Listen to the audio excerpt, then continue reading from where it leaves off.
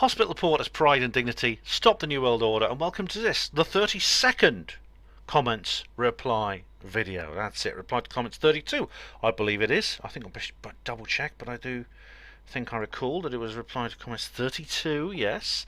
So yeah, for those of you who are new to the channel, you'll realise that you can leave comments. Now when you leave those comments, I always feel obliged to reply to you because you take the time to write to me.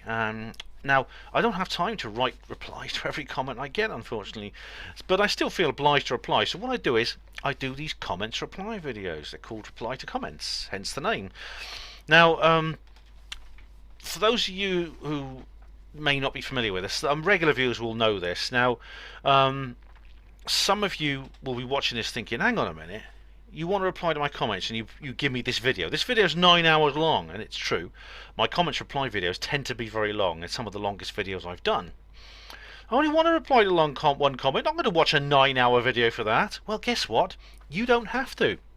Because what I'll do is underneath the comment you've made that I'm replying to, I'll say this. I'll put a little textbook template response that says, thanks for the comment, it will be answered approximately within the first hour of the upcoming comments reply video, and then maybe the second hour, third hour, fourth hour, fifth hour, etc, etc. So to get a reply to your comment, all you have to do, the longest you're going to have to watch any of my videos is a maximum 1 hour. It's not too bad, is it? You can just listen to it while you're doing the washing up or something, you know, things like that. So that's so don't worry about the length of the video, don't let that put you off. Now another reason I do these comments reply videos is simply because I enjoy doing them. I think they're fun. It's quite nice to reply live to your comments. And what's more, I know many viewers enjoy watching them. I know a lot of people who watch this channel who watch my comments reply videos all the way through. They watch them from beginning to end. So you notice it's actually not long since the last comments reply video. In fact, the last comments reply video I did was reply to comments 31, which I actually did on 5th of August, and it's now the 24th of August. That's much less time between the comments reply videos. Normally I leave a month. It used to be 2 months, but then it got a bit much, so I made it 1 month. Well, the reason is because between now and then I've done more uploads than usual. I mean, my upload rate has increased during the lockdown because basically I've had more time to spare. I'm still only working 3 hours a day, so it's given me more time to make videos, which means I'm going to get more comments, which means I'm going to need to do more frequent comment reply videos. Either that, or I do one every month, or every 2 months, and they go on for God knows how long. So it's less time than the last one, so that's okay. I hope you enjoy that. So let's go straight to the last comments. The last comment I had was, it's actually not the last comments reply video. It's in the New York Times UFO live stream. Zythantiops has left me a comment. Oh, hang on a minute. So it helps if I get the bloody timestamp, doesn't it? Yeah. So the first hour. That's it. The first hour. So Zythantiops has left a comment, which is a link, and it says Scientific American unidentified aerial phenomena. Right. Let's have a look at this. Yes, unidentified aerial phenomena, better known as UAPs, deserve scientific investigation. Yeah, up your skeptics. UAP are a scientifically interesting problem. Interdisciplinary team of science should study them. Oh, right. Well, that's in the Scientific American guy. That's not on HPANWO. UFOs are back in the news because of videos initially leaked and later confirmed by the US Navy. And they use UAP rather than UFO because even though UFO is an official term from the Robertson panel, it's since become loaded down with so much cultural baggage. So thanks to that, Zythantiops, that's good news. Anyway, reply to comments 31. Stephen Truthseeker says, I think Ben means people have been to the moon, but not using technology in the public arena. Like the Apollo missions were fake, but that doesn't mean they haven't been there. Precisely, Stephen. That's the point I wanted to make to all the various people, such as Steve Mumbling and all the others. So Zythantiops says, on reply to comments 31, didn't Larry Warren Photoshop himself onto a picture of John Lennon and then pretend it was a real photo? Seems legit. I suppose Ben thinks that this is just a fictional account of a real event and is thus totally justified. Welcome to Ben's world. And there's a link here. Well, first of all, Yeah, Larry did not Photoshop a photo of himself with John Lennon. He did actually go to see John Lennon, and it's all explained in the videos he's done with Tina Magaro and indeed myself. So check those out. John Lennon was shot during the time Larry was first came to Britain, actually, when he was in the US Air Force. And this is Welcome to Ben's World, says Antiops, and there is a link here. Oh, it's the Barnum March again. Oh, this is becoming a bit traditional, isn't it, guys? Yes, I almost recognise that URL. Thing is, Antiops, you must realise Larry doesn't have the ability to Photoshop anything. He, especially not in those days, he wouldn't have the ability to concoct a fake picture. He really wouldn't.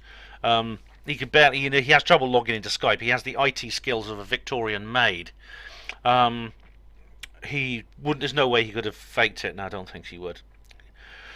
He then says this. He then says, "You shouldn't believe Sasha so much." That's what I say. Well, it's true, yeah. Revealing that really, in Ben's world, it's just a case of deciding who you would want to believe, not just going by evidence. No, Zythantiops. On the contrary, I say you shouldn't believe Sasha so much because I have analysed her claims with evidence, and that's why I think you shouldn't believe her, because the evidence is not there.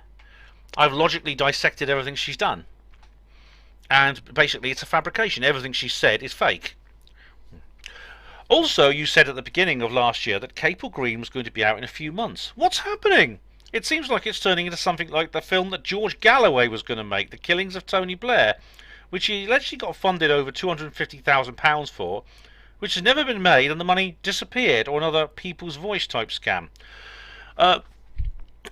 Capel Green, it has basically spiraled. The project has spiraled into something much bigger and more complicated than it was originally intended to be.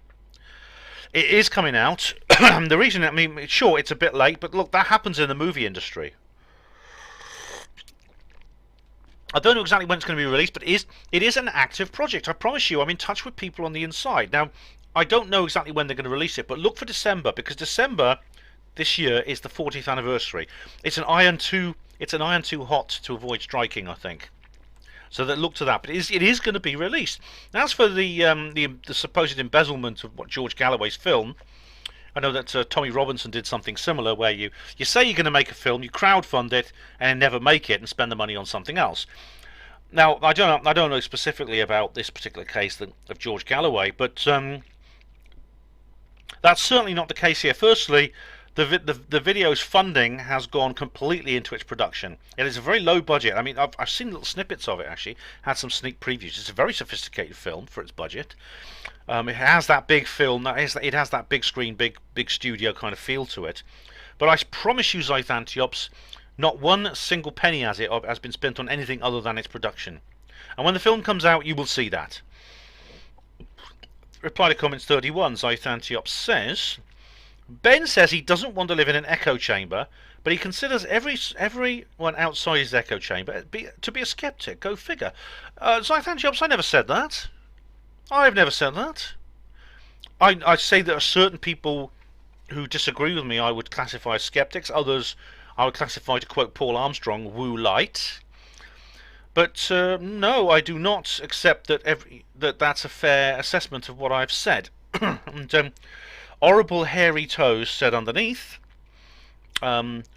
depends if the inside echo it, Ben, considering most a worthy thorcus, all titty head and raisy eyebrow, or if it's just screech and skreel in it the eardroves. I just don't know. Well, Horrible Hairy Toes, that's slightly more coherent than most of your replies, I must say. What reading you is like reading Jabberwocky by Lewis Carroll, but yeah, I don't know exactly what that means, but it sounds like you are responding to Zythantiops and seem to be supportive, so thank you very much. John Nolan says on reply to comment 31, hi Ben, you are right, the word racist is overused. Yes, it is. It's overused and it's misused more than any other word in the English language. And Horrible Hairy Toes, who knows all about misusing words, says, mostly give it like the screech and skreel from the blue-haired Humpty Follett on the Warloder, sounding like finger droves down the blackboard there. Horrible hairy toes. You've been spending too much time on Duolingo. And now we have our first thread. It's Hugo Rune on reply to comments 31. Ben, you mentioned that Paul McCartney's dead. You have covered this before. Yes, I have. I've done an entire video on it. I think I've mentioned this before, but I think John Lennon is not dead. He faked it. Oh, here we go. This is proof that John Lennon faked it. Miles Mathis. Yeah, I've read through this. I don't have time to go into it now. Hugo, but it's nonsense. It's not. John Lennon is dead. I'm sorry. I wish he wasn't, but he is. There's multiple witnesses to the shooting. I mean, there were suspicious elements to the shooting, not least the background to Mark David Chapman, the killer, his association with various psychological warfare products, things like that. His behaviour after the killing. But sadly, John Lennon is dead. It's a great shame. Zythantiop says in reply to Hugo, right, so the existence of one Elvis impersonator proves that Elvis is alive and faked his own death, right? I obviously I agree with you, Zythantiop, so I don't think that's an actual very good analogy, but I know what you mean here. And John Lennon can't have faked his own death because John Lennon retired in 1966 and became Gary Gibson, the fake John. Oh right, I see what you mean now. Sorry, I misunderstood you, Zythantiop. Yeah, the fake John Lennon faked his own death so he could get to work as a John Lennon impersonator. It seems a bit pointless, doesn't it, the Zythantiop? See, I know what you mean now because it's all coming back to me about the thing. Oh, John Lennon tribute. Oh, right, yeah. Oh, I'm sure that this guy is not the real. Is not actually the real place. He's not actually the real John Lennon. He is actually a tribute artist. Yeah, definitely. And Hugo says, "I'm not the author, though. I do like the idea. Read again his opening statement. Yeah, I would like John Lennon to be alive. I really would. I mean, he's definitely. I think you could. I do wonder sometimes what he'd be saying about the world as it is today. I do." And David Smith says to Zythantiops, "Sterling work. I believe you're onto something concrete at last."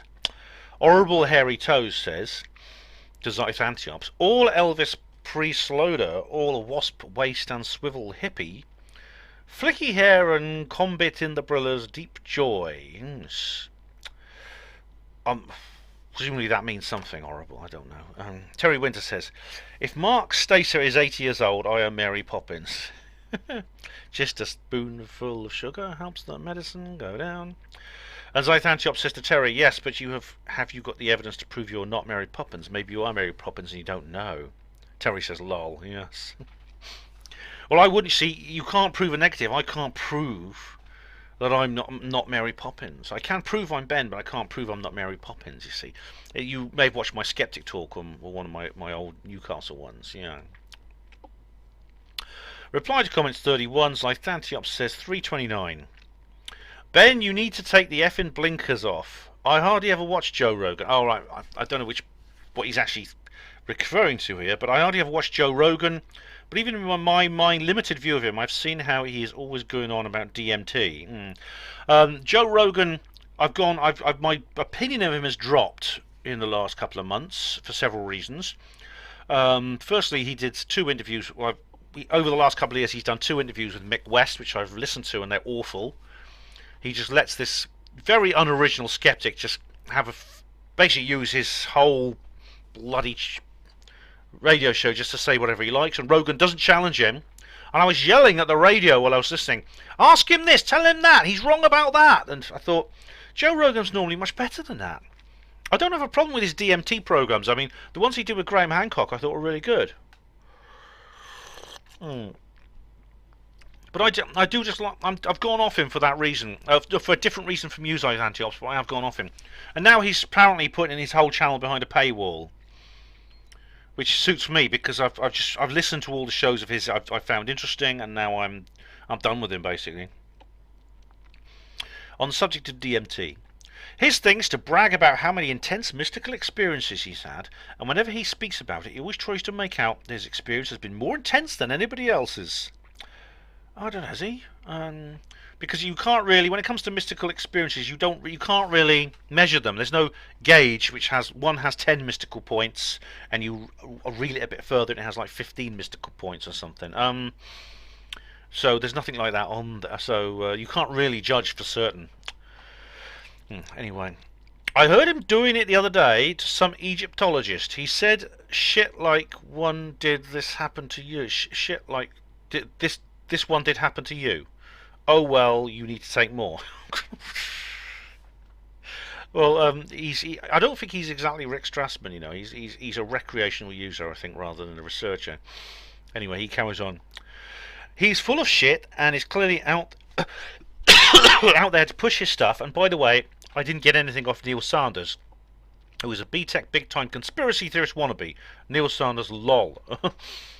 Oh right, I never the possibility that you got anything off Neil Sanders didn't cross my mind as I found Tiops. I mean, Neil has his own views on various things, and I don't agree with a lot of them, but I do think he's right about some other things. As for big B-Tech, big-time conspiracy theorist wannabe Neil Sanders, I don't know what you mean by that. He is a conspiracy theorist. He's not a conspiracy theorist wannabe. He's actually quite moderate and mainstream compared to people like me. He's much less fringe than I am. You know, his tinfoil hat is about that big, whereas mine is sort of like that big. Oh, where are we now? Hugo Rune says on reply to comments 31. Oh, read more. Hang on. You all should. All right. This is where I have misquoted Hugo Rune again, and I'm going to have to apologise again. All right, and you also mentioned my ideas on the similarity to the electric universe stuff. I haven't checked the EU stuff for a long time. I do not know what they said about dark matter energy, but my belief is in a charged universe, and that charge is what present-day science calls dark, and that is, it's not dark to me. I can identify it. The charge of a proton is the dark stuff. So please stop connecting me with the Thornhill LU stuff. Oh, all right, sorry, Hugo. I think what you said is what the things you say are quite interesting, even if I don't understand every word of it. But I do think it's interesting what you say. Edit. To put my thoughts into perspective, consider temperature, where is 0 centigrade, and you have negatives. But if you consider Kelvin temperature scale, then 0 degrees centigrade is minus 273 Kelvin. There are no negatives. To do the same with electricity, the 0 point is set wrong. It is like Kelvin, so electrons are positive charge, not negative, just lower positive charge than protons. All right, that's interesting, Hugo. So you're saying that positive and negative charges are essentially the same thing. It's just we've placed an arbitrary 0 point at some point where we measure 1 as plus 1 minus, because I think it's not quite the same, you know, because for example, with temperature you've got a point. I mean, we set 0 centigrade at the point where water freezes. That's where we've set it. You could easily set it somewhere else. The Fahrenheit scale is where mercury freezes, the 0 point, and the 100 is where mercury sort of like evaporates. However, and the 100 centigrade is where water evaporates. But the thing about electric charges is different, because positive and negative electric charges are not like just different levels of the same thing. Or correct me if I'm wrong here, but for example, if you use the electroscope, I mean, you did this, I certainly did when I was at school, you could actually cancel out a positive charge with a negative charge. Now, if that was just a lower positive charge, it wouldn't cancel it out, and vice versa. And you have like repulsion and you have attraction based on positive and negative charges. So it doesn't seem like the dichotomy between the two charges is anything arbitrary and anything we've made up. It seems to be something inherent in the fundamental nature, the objective nature of electric charge itself. But correct me if I'm wrong. Edit 2. By the way, my working life was electronics, telecoms all around the world, in jungles and deserts and seas and countryside towns and cities. I know, I remember you told me about it, yeah. And I found it easy to let go of that electric model, but it's useful for our power and comms around the world, and it works. Fair enough, mate. I mean, honestly, I know you'd studied this professionally. This was your job. You were into communications in the army, and then you did that as well in industry, I think, if I remember rightly. You were signals in the army, and then but correct. So if I made a mistake about the electric charge, explain to me why, because I've never done any of this. I dropped out of school and that, you know. Same video as Ithantiops says, the style of bald head you describe at the 4 hour mark is technically known as a Russ Abbott. Is that right? Oh, is it? Songs of joy and tears of laughter are all we need to make our life. he's cool. Let's have it. He's actually quite cool. He's underrated, I think. He's an underrated artist. And we have another little thread here. DJ B2 says, "This seems to have become the Steve Mumbling show." Well, not exactly. You know, we've been going now for half an hour, and Steve Mumbling hasn't appeared. But I know he's a very dedicated commenter, and I'm quite glad he is, because he's quite fun. Because he totally disagrees with me, and he's wrong about everything. And I quite like proving him wrong. Oh, by the way, Steve Mumbling's made a video about the Space Force, which I'm going to make my own reply video to pretty soon at some point. Patrick Patel says underneath, "I'm actually starting to love Steve Mumbling. I think he's quite cool and a bit like the Sith Lord. And Ben is a Jedi warrior." Your powers are weak, Steve Mumbling. Horrible Hairy Toes says, horrible Hairy Toes has said to the Dalai Lama, and it's a YouTube link. Oh, it's Sid James laughing. His carry-on laugh. I love Sid James, yeah. Patrick Patel says, "Why do I have to..." Oh, sorry. Steve Mumbling says to Patrick Patel, "Oh, the man is in the house, everyone. Pray silence for Steve Mumbling. Why do I have to be on the dark side?" And he says, "I say." Patrick Patel says, "I'm not exactly sure why, Steve, but I think you're cool. I guess it's probably your YouTube avatar pic. It depicts you kind of looking dark and mysterious like Darth Vader. You also have a more powerful sounding voice than Ben." Oh, right. I personally think that Steve sounds like... I think he looks like Jack the Ripper, I think, in that picture. As for a more powerful sounding voice than me, he doesn't. I can speak like him, and he can't speak like me. Yes. And Patrick Patel says in reply to comments 31, "Thank you, Ben. I appreciate it." Oh, you're very welcome, Patrick. You're very welcome. Thank you. And you get a love heart for that. "I am not a Welsh nationalist." New video now. Horrible Hairy Toes says, "Ben, while it's possible that there may be a real Illuminati, That's very coherent for you, I must say. All whisper it in the earlobes and rolly up the trouser leg." Oh, right, yes. I understand what you're saying, yeah. Roll up the trouser leg. I think I'm learning your language now, Horrible.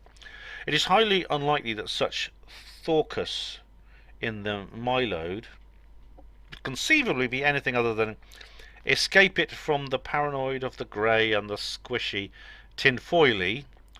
Most nothing to do but know it anyway." Alright, let me translate here. It's highly unlikely that... I don't know what thorcus in the mylode means, but could conceivably anything other than escapism from the paranoid of the something tinfoil hat stuff. Alright, I think I know what you're saying. Well, obviously, no, it's not horrible. There is such a thing as the Illuminati. And I explain why. And he carries on here. Deep folly! Deep folly. If indeed there be such a conspiracy, then indeed sympathy all sheddy tear and cordiality for the underling. Of course, but there still requires evidence to the eyeballs, which is so far otherwise. Would you agree with that? If I understand you correctly, no, I don't. I think you're saying that there requires evidence which the eyeballs, in other words, you can see, but which is otherwise. But it's not otherwise, it's there. There is evidence there. Horrible. Reply to comments 31, Horrible Hairy Toes says, "I'm trying but cannot follow you, because all give it confusey most in the mylode." This is interesting. This is some kind of dialect you have. I mean, it's not like a completely separate language, but you've got like this weird dialect. It reminds me of Cloud Atlas, you know. Do you remember? You ever seen Cloud Atlas, where in like one of the segments is like the distant future one, the most futuristic one. All the people speak in this strange dialect. It is based on English and it's understandable. It's mutually intelligible, but they have all these weird terminology they have.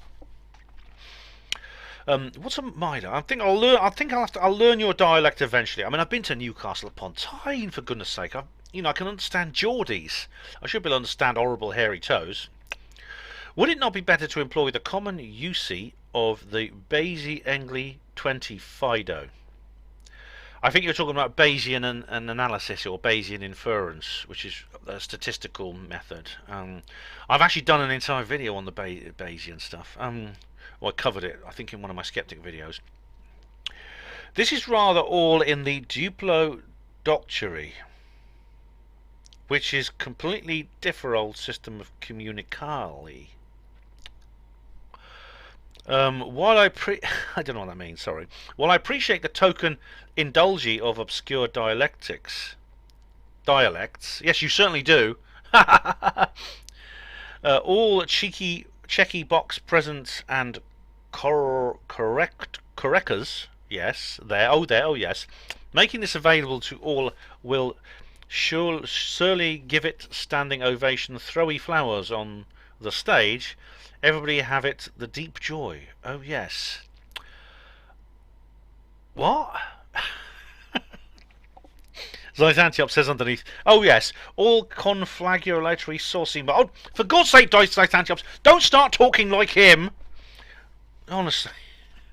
Horrible Hairy Toe says in reply, rotatey diskette, all wasp waste and swivel hippie deep folly.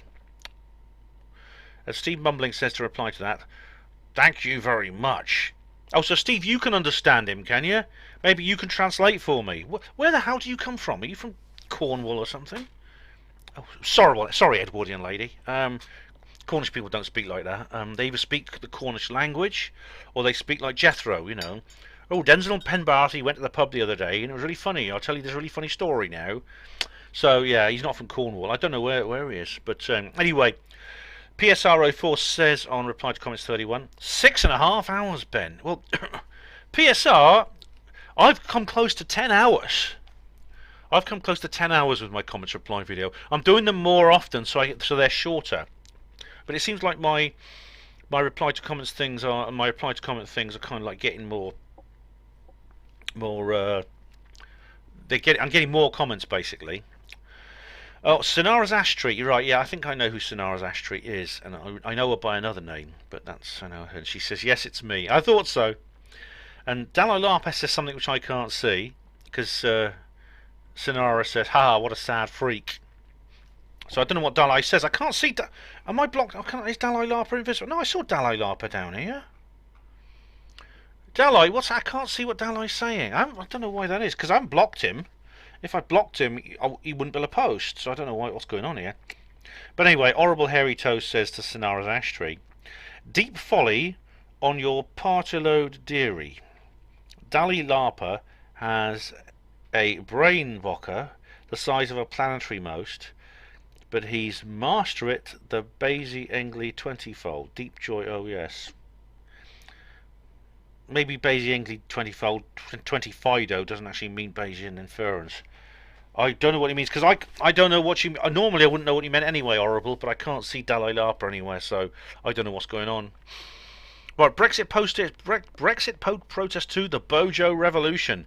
David the Ding says here... That's a great name. David Leding. Ding spelt D-I-N-G-U-E. Brexit is treason! No, it's not. The country has been sold out to become an American corporate outpost and will be deregulated, privatised and asset stripped until it's no more than a money laundering shithole. I can't believe that so many brainwashed idiots, retarded racists and neo-fascist reactionaries have backed this. Morons, every one of them. Well, I'll ignore the second paragraph there because that's just a load of rubbish. That's a load of nonsensical, insulting rhetoric for which there's no answer except to say that you're a bloody moron, David. And as for Brexit being treason, it's the opposite of treason. It's actually... Brexit is actually patriotism. Brexit is actually standing up for our nation's sovereignty. And the country has not been sold out to become an American corporate outpost. If you actually watch the news and you know anything about politics, you'll know that the nation, Brexit Britain, now has a healthier and more equal and more fair trade relationship now with the United States than it's ever had since the 60s. Because you know what Boris has been doing. You know he and Trump got together to try and create a good international trade. The United States needs Britain as well as we need them.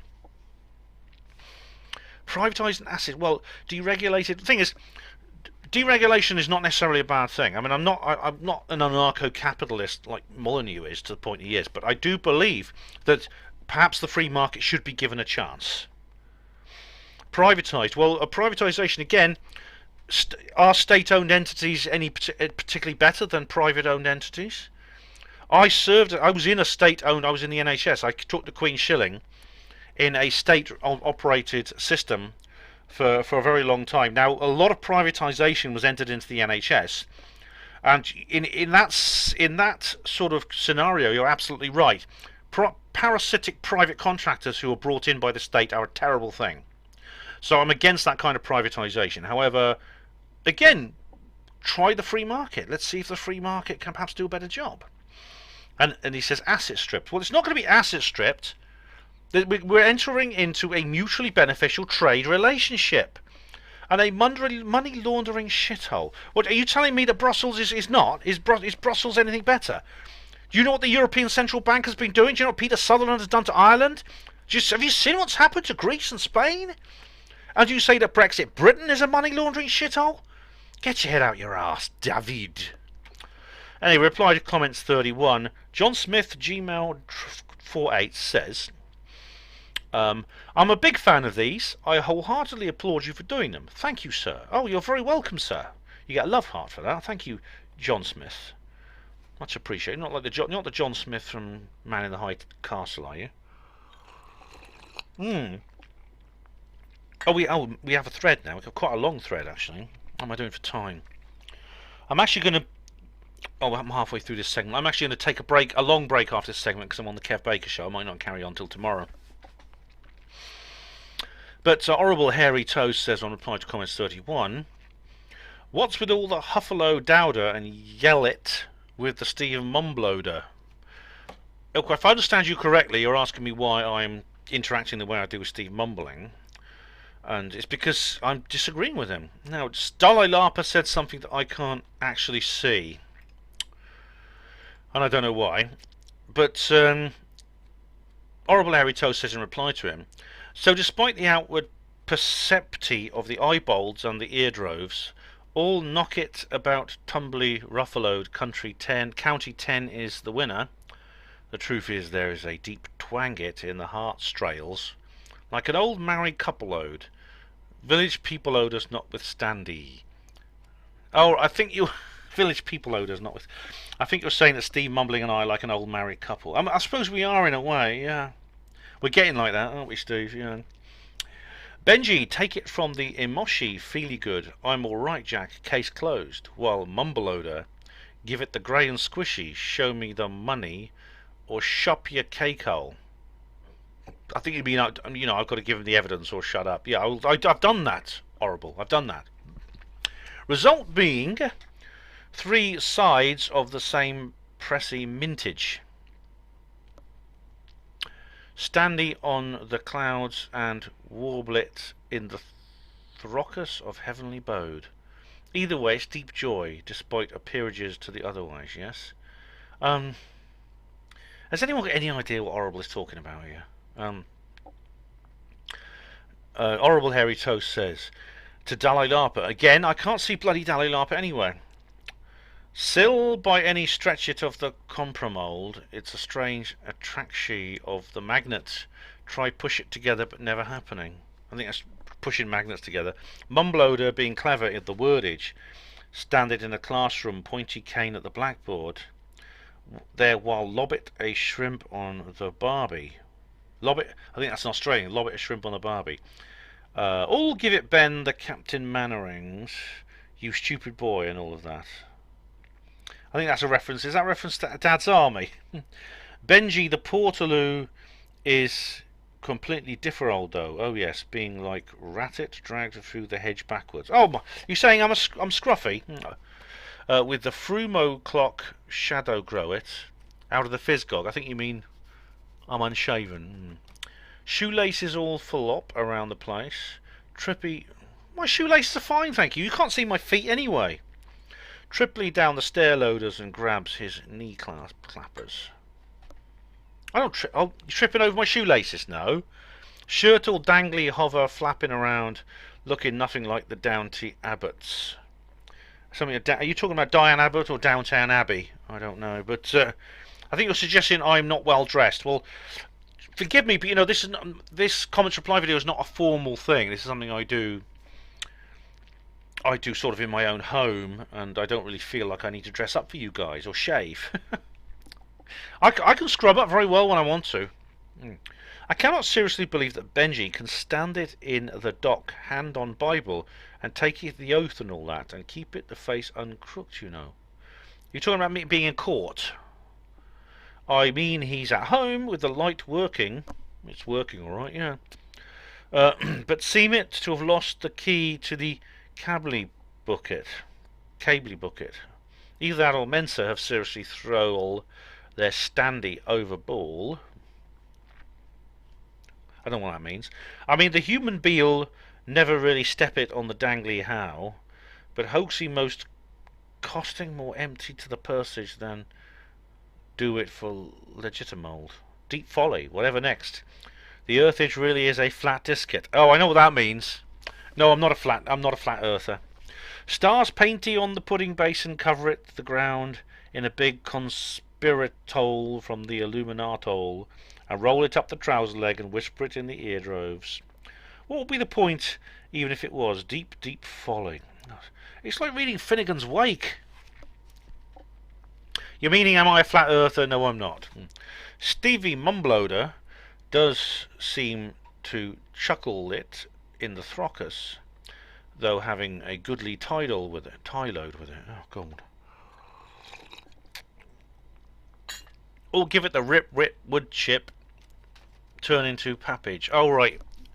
Yeah, you're referring to Colin Sugrin. Yeah, I've made my point very clear on that. What Steve Mumbling said to Colin Sugrin was totally out of order. He hasn't apologised, which means that's bad. Which Bendy Partaloo seems to be stick it in the mud about, but no idea why. Well, sticking in the mud. All right. I'm being stubborn. I'm standing on this because it's wrong. It's bad what he did. Indeed, Mumbleoder must give it the grovelly most regibold, something to do with a wood chipper, all very confusing in the Milo, I must say. You're saying that Steve Mumbling must apologise? Yes, he should. Steve Mumbling says, "You chaps are bloody funny. I really did laugh out loud when I read this." Well, you might have, Steve. I sort of frowned with confusion. I haven't found the unwisely translate, so I'm guessing you're actually learn the language. You obviously have far too much time on your hands. About the best I can do, steamy poilode. I'm hoping that's close. Unwinese. Is that the language he's using? Unwinese. Let's have a look. Then maybe I can translate what he's saying. What is Unwinese? Unwinese generator. The world of Stanley Unwin. Oh, enter. Oh.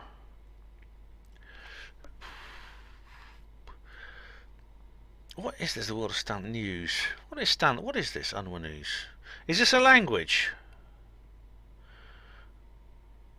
This left turn of languages we know it will survive. Oh, what is it?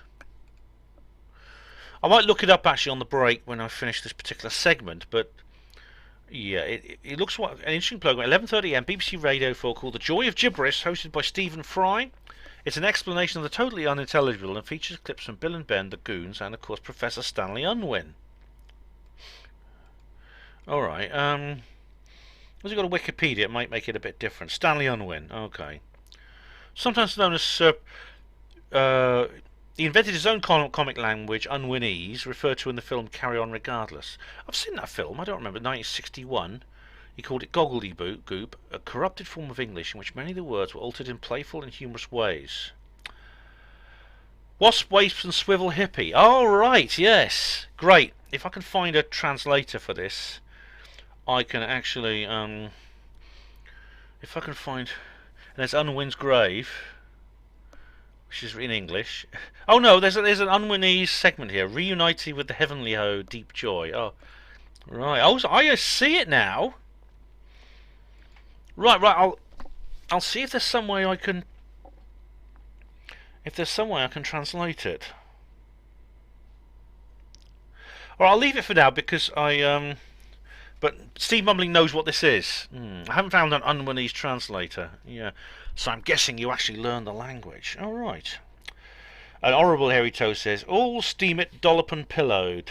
Too much confabulode with the sorcery mole. But good for the checkerbooker, all carrot and dandylit, yeah. Oh, yes. Well, you know what, Horrible, what I'll do is when I finish this particular segment in 19 minutes, I will try to find some way I can translate your words, because I'm not familiar with Stanley Unwin. I've never heard of him.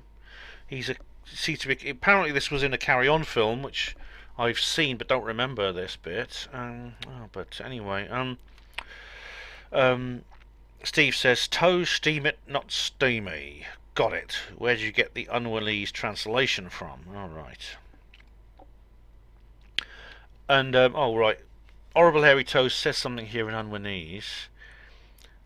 There used to be a bookage knocking about called Professor Unwin's Worms of Wisdy, but it's long since disintegrally. Oh, right. I don't have any online translator. That's tricky.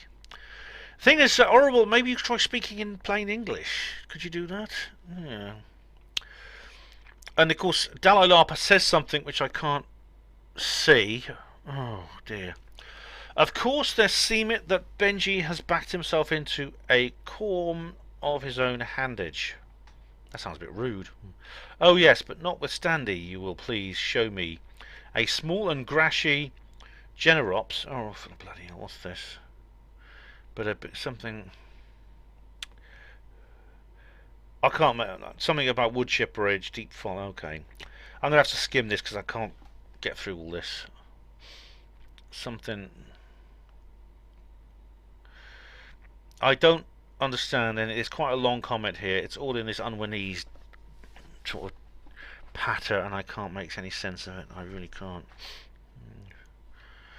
Oh, Steve Mumlick says, I'm afraid I'll need translation for this one. Why can't I see Dalai Lama's comments? I don't get it. They're not in the spam folder. I'm gonna actually put a text comment in here. Hang on. Why can't I see the Dalai Lama's comments?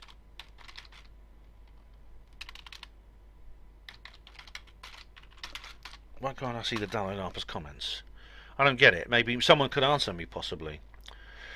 Because I want to, Dalai, I want to be able to reply to you, and I can't. See, Steve and Dalai now have a conversation I can't follow. Oh, anyway, let's move on. I can't follow that. But Terry Winter says in reply to comments 31, thank goodness, an English speaker. Watch this guy Jordan make Fauci look like a pathetic idiot, and a doctor with the proof that this virus fear-mongering in lockdown is nonsense. I think I've seen. Oh, I'm just gonna get the because I googled Unwanese. Hang on. Right, so I've got to put that on the back on the clipboard. Right, here's a YouTube link. Let's have a look. Fellas, are you still powdering your balls? Oh. You know. So did you hear that? It's a bloody ridiculous ad. Hang on. Powdering balls. Jim Jordan, yes, I've seen this. I think I can make a general statement. The protest actually Yep, I've seen this. This is about it's about how, if I remember rightly, basically it's totally and utterly been proven that this whole thing is concocted. Fauci's a con man. I mean, Trump got rid of him. Good. I've covered this on the videos, but basically, it's being used. The coronavirus lockdown is simply a method of bringing in the New World Order. Ed Kaler says, "Don't be embarrassed by lichen sclerosis. It's more common than you think. It's also a women's problem." All right, I've been sort of looking it up, Ed, and Wayne finds cures for it. Of course, the only principal cure you'll be offered is surgery, which I won't go into details about that, but it's quite unpleasant. But it has an unknown cause apparently. Well, I think I know what the cause of mine is. It's unless there's some massive coincidence involved, as I've explained. So if it can, but it's according to the what I've looked up about lichen sclerosis, it can go away by itself. So I'm now looking at ways of healing myself using methods which are non-surgical, which I hope will work, because it's uncomfortable. It's not actually painful, but it is quite uncomfortable. I mean, I'm a single bloke, so use your imagination. It's not the end of the world, but it's nasty. It's quite. There are situations where it could become quite painful. And Terry Winter says, tip to the police, state, and hundreds of millions without jobs worldwide. And worldwide economic collapse. Happy days.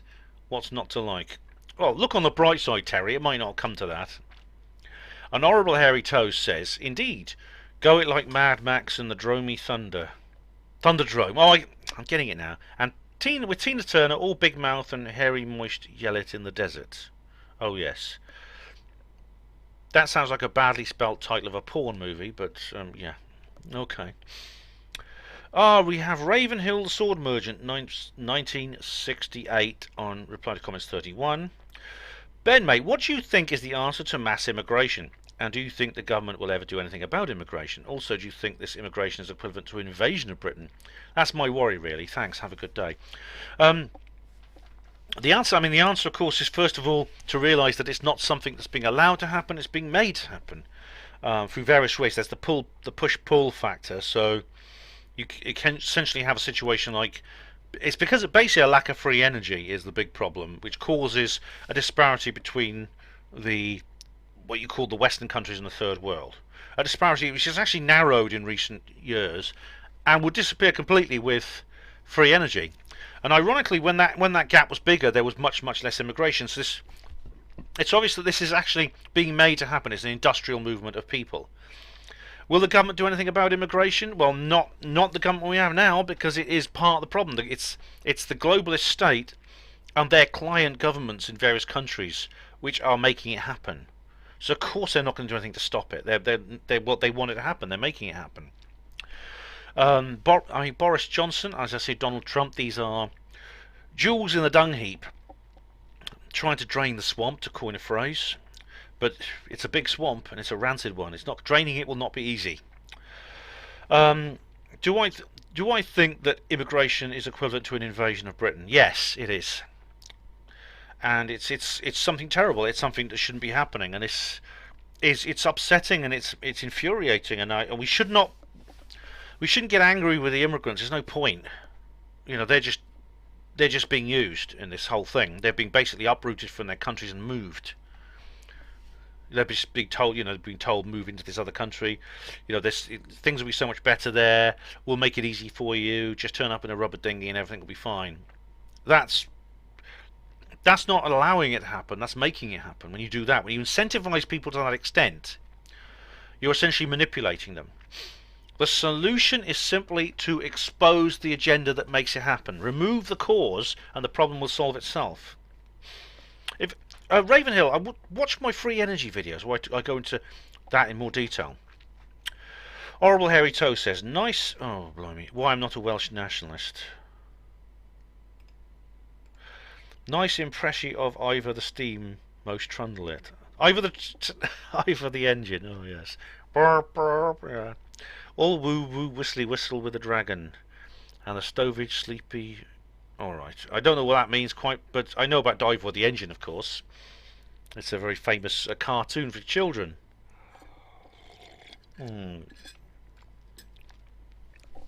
Steve Mumbling. By the way, Steve Mumbling's made a video about. I think he's going to refer to it, so I'll be able a chance to reply to him. I'm not going to do a reply video to him on this one, but it's all to do with shadows and perspective, so I'm looking forward to reading that comment. Steve Mumbling says, it doesn't look like you'll have to wait for very long. NASA.gov, here we go. What's this? Heat shield milestone complete for the first Orion mission with crew. And there's this thing here, looks a bit like a pizza oven. But it's actually a big orange kind of like disc thing. Right. Technicians at NASA's Kennedy Space Center in Florida recently finished meticulously applying more than 180 blocks of ablative material to the heat shield for the Orion spacecraft, set to carry astronauts around the moon on Artemis 2. The heat shield is one of the most critical elements of Orion and protects them from nearly 5,000 degrees Fahrenheit temperatures, half as hot as the sun, experienced during re-entry, coming in from lunar velocities. Really? Okay. Well, Steve, obviously I'm curious to see it anyway. I hope you and the rest of the Apollo detectives have huge appetites. You'll all be eating an awful lot of humble pie. Well, don't cook your pie before it's ready to be eaten, Steve. We don't know what's going to happen yet. Tell Marcus Allen I'm happy to debate him any time. He's a moron and would be a pushover. All right. What Marcus does is up to him, and I'll pass that message on, but I will advise him to have nothing to do with you, Steve. Firstly, calling someone names is not a very good way of inviting them to a civilised debate. Your treatment of Colin Sugrin, who was a colleague of Marcus and mine and appeared on the last Apollo Detectives film, indicates that you haven't exhibited conduct which I think is worthy of that. You need to apologise for your behaviour and change your ways. Then Marcus probably will be happy to debate with you, and indeed so will I. I doubt LaRock know you exist, and if they did, they would just fall about laughing at your ludicrous suggestions. Well, it depends what strange doorways exist in their office, which no one who works for LaRock seems to have the key to. But every so often, just before closing time in the office, some dark-suited men come in and head for that door. How's your strategy for dealing with LaRock going, PMSL? Perhaps I'll drop them an email with links to you and Johnstown's LaRock videos. Oh, feel free, Steve, or they could just simply Google their name and it comes up. I've got nothing to hide from them. I've done nothing illegal.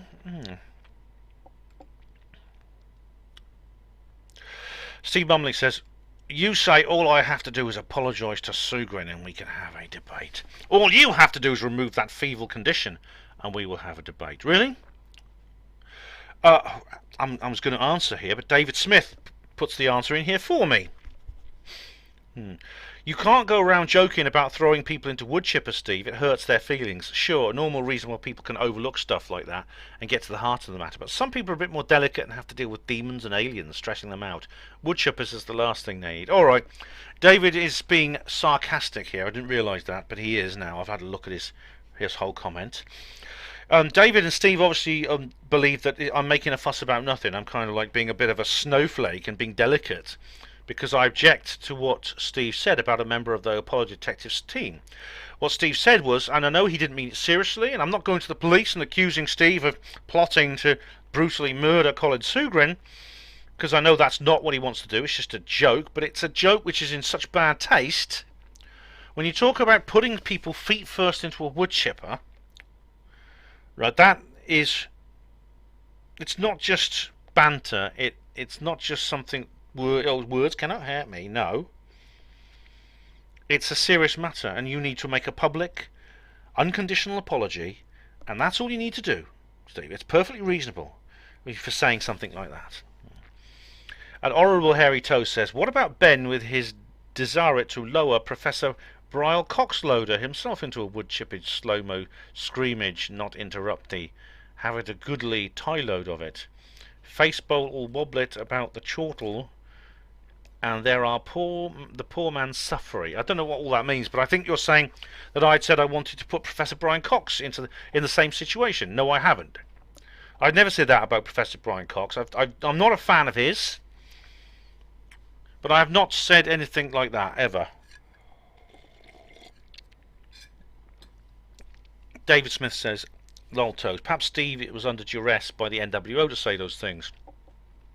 If it's a good enough excuse for Trump, I'm sure it'll work for anyone else. Don't be daft, David. Steve's not working for the NWO or anything like that. Steve just really believes what he's saying, and he's wrong. But what he's done is, I think, a very good. What he's done, I think, is a very good reason that I'm happy for him to post. I don't mind him commenting. And I'm happy to address him in comments, and I'm happy to do comments reply videos, but I'm not going to appear on the same room with him. I'm not going to appear in the same room with him unless he does what I've asked. Honourable Harry Toes says to David Smith, what is good for one avian estrogen is good for the testosterone, is it not? Got no idea what that means. Terry, the Apollo Detectives 2020. Terry Winter says, say no to the creepy Bill Gates vaccine. Absolutely, absolutely, mate. You get a love heart for that. Oh, but there's another Apollo Detectives coming. In fact, you don't have to wait for me to upload it with my commentary. You can go and watch it on Neil Geddes Ward's channel. I'm not sure I'll bother, actually. I'm not sure I want to upload it. I mean, I'm doing several things like that anyway. But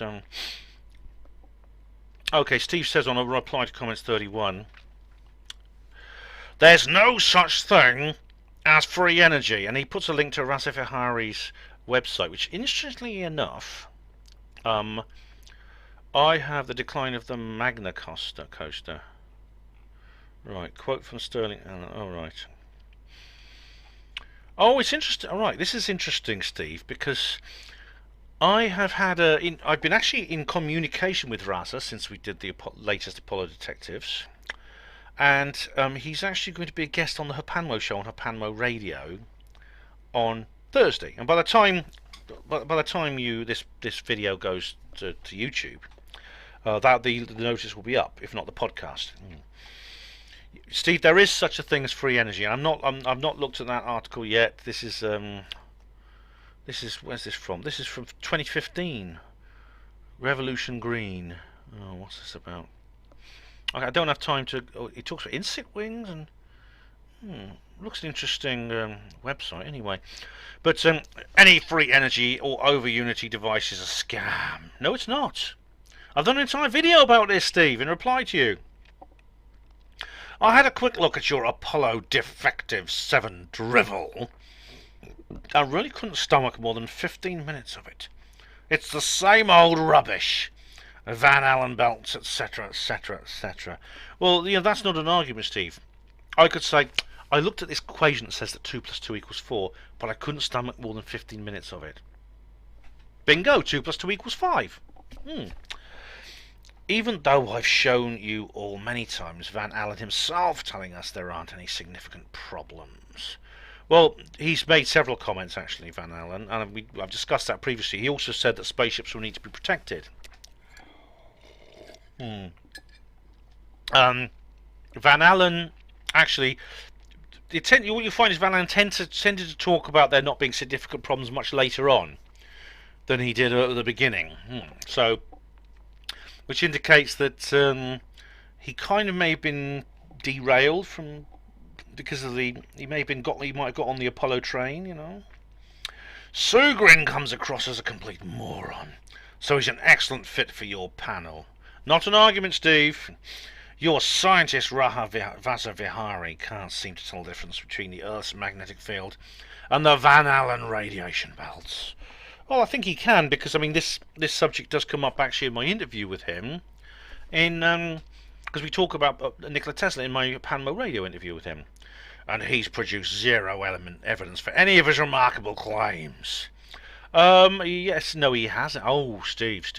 I think you need to listen to my interview on HPANWO Radio. You really do, with him. Or any evidence of Chinese mainstream information claiming NASA faked the moon landings. That was piss-weak nonsense, even for you, Ben. Ooh, Steve, I've got you triggered, haven't I? I've got you triggered. I suggest you listen to my interview with Raza. I also, when it comes to Chinese mainstream stuff, it may interest you to know that he's actually operating his power station on a grant from the Chinese government. They're investing money into this. They wouldn't do that unless they were getting some kind of return. And Horrible Hairy Toes said something in Unwanese here, which is the human species all profligately with fossily fuely burnage and choppity down treal in the rainforest there. Yeah, I'll try and translate as I go along. Fossil fuel burning, chopping down the tree in the rainforest, while as alternative the root of prop loader. Don't know what that means. Cigar smoke it there. I'm alright, Jacks, and all cigar and smoke it there. Bung it a huge wedgie mintage under the tabloid. Push it the infernal combustible engine. I don't know what that means. Oh, he says here, I would stay away from hutchy types, all dress and drag it, standing on the street, corn like touchy felt to mutual giving it the any Portalone. I think you're talking about John Hutchison. I've covered that before. I think John Hutchison, despite his unusual, more recent behaviour in terms of his dress style, I'm nearly done now, okay. In terms of his dress sense, I think we should take him seriously. Steve Mumbling says, has anyone ever seen Judy Wood and John Hutchison in the same place at the same time? Steve, are you suggesting that one is the same as the other? Is that what you're suggesting? That's very childish, even for you. Horrible Hairy Toes says, same as Michael and Latoya Jackson. They're two different people, I swear. Anyway, guys, that's the first hour over with. I'm going to take a break, probably till tomorrow now, but for you it'll be the next moment. But I'm on the Kev Baker Show at 10 PM, and please tune in for that, although it'll be the podcast by the time you hear me say that. Well, hello there, guys and gals. It's actually the same evening, more or less. Well, I was going to leave it for tonight. I've just done the Kev Baker Show, but I can't sleep, so I'm getting up and I'm going to do another hour with you guys. Hopefully then I'll be able to sleep. But yes, it's the second hour of this comment reply video. I don't know how long this one's going to be, but I've gone through a bit of it anyway. But anyway, back to reply to comments 31. Steve Mumbling says, 2 + 2 does equal 4. Steve, are you a bit of a conspiracy theorist here? Can you arrange for someone to channel something for me that only I would know? Ah, Steve, can I arrange that? I don't know. What's this here? At Ring, we've reinvented. Oops. Oh, it's bloody ads. Hang on. Delightful proofs that 2 + 2 does equal 4. I think I might leave a comment here. What's this? It's 15:59 minutes. Oh, I'll put a witty comment on that later, something to do with George Orwell, but I might do that now actually. So I'll put here. This is from a user called Tybees. Delightful proof that 2 + 2 = 4. I will say here, you do not love Big Brother. There we are. You do not love Big Brother. That's it. The party decides if 2 + 2 = 5. Yeah. Oh, that's funny. Anyway, Steve, can I arrange for channel something to you that only you would know? It's very complicated. To set it up in a proper experimental way is incredibly difficult. The Society for Psychical Research, though, has done these, and it has started to control for telepathy and things like that. So yeah, it might be possible. I'll try and find some examples if I can, but anyway, Steve says in the same video, Apollo did use modified film from this. This Kodak was asked by NASA to develop thin new films with special emulsions. Well, let's have a look. Before Apollo, oh right, this is from NASA, and this is an article from well, there's no date on this. It's by Gary H. Kitmacher, author. Oh, it doesn't have a date on it here, but I wonder when this was made, Steve. Was it made before or after H.J.P. Douglas Arnold and Jan Lundberg confirmed that they were using normal Kodak Ektachrome ASA film? I can't remember the exact full title of that. So, was it before or after that? Because if it was after, it's possible this is a bit of backfilling. And they've done that before. I mean, the book Full Moon was full of backfilling. It was full of, like, basically a tacit agreement of the conditions we made, an attempt to try and explain them without really explaining them. Now we have reply to comments 31, and Steve Mumbling has here definition of extraordinary, and we have the Cambridge.org dictionary. Extraordinary. Oh, hang on. Oh, I agree. Okay. Very unusual, special, unexpected, or strange. Right. Yes. And there's a couple of examples here. We witnessed the extraordinary sight of an old lady climbing a tree to rescue her cat. The rainforest is the home to many extraordinary creatures. The thing is, Steve, the point I was making was that extraordinary is not a quantifiable adjective. It's not something like a litre of water. If I say a litre of water, that's a definition which includes the quantity of the material within the term. Extraordinary doesn't define how much is there. It doesn't say 10 extraordinary points or 15 extraordinary points. So when someone says extraordinary explanations need extraordinary claims need extraordinary explanations, which I assume you're referring to here, you can't actually say that, because I can say that a litre, I can say something like a litre container requires a litre of water. That would be a logical statement, but extraordinary claims require extraordinary explanations is not, because it's taking two different things, a claim and an explanation, and attaching to them a completely subjective and arbitrary, in terms of a scalar, in terms of its volume, these are completely arbitrary. How much extraordinary is in one, how much is extraordinary in the other? You can't measure it. I make this point in my skeptic videos. David Smith says, yeah, Ben makes me laugh when he brings this up all the time. If my claim is that I have a dog, then that's an everyday thing. A dragon, not so much. Yes, of course, but it depends. I mean, you'd only be able to answer that, David, if you already knew how common dogs were compared to how common dragons were.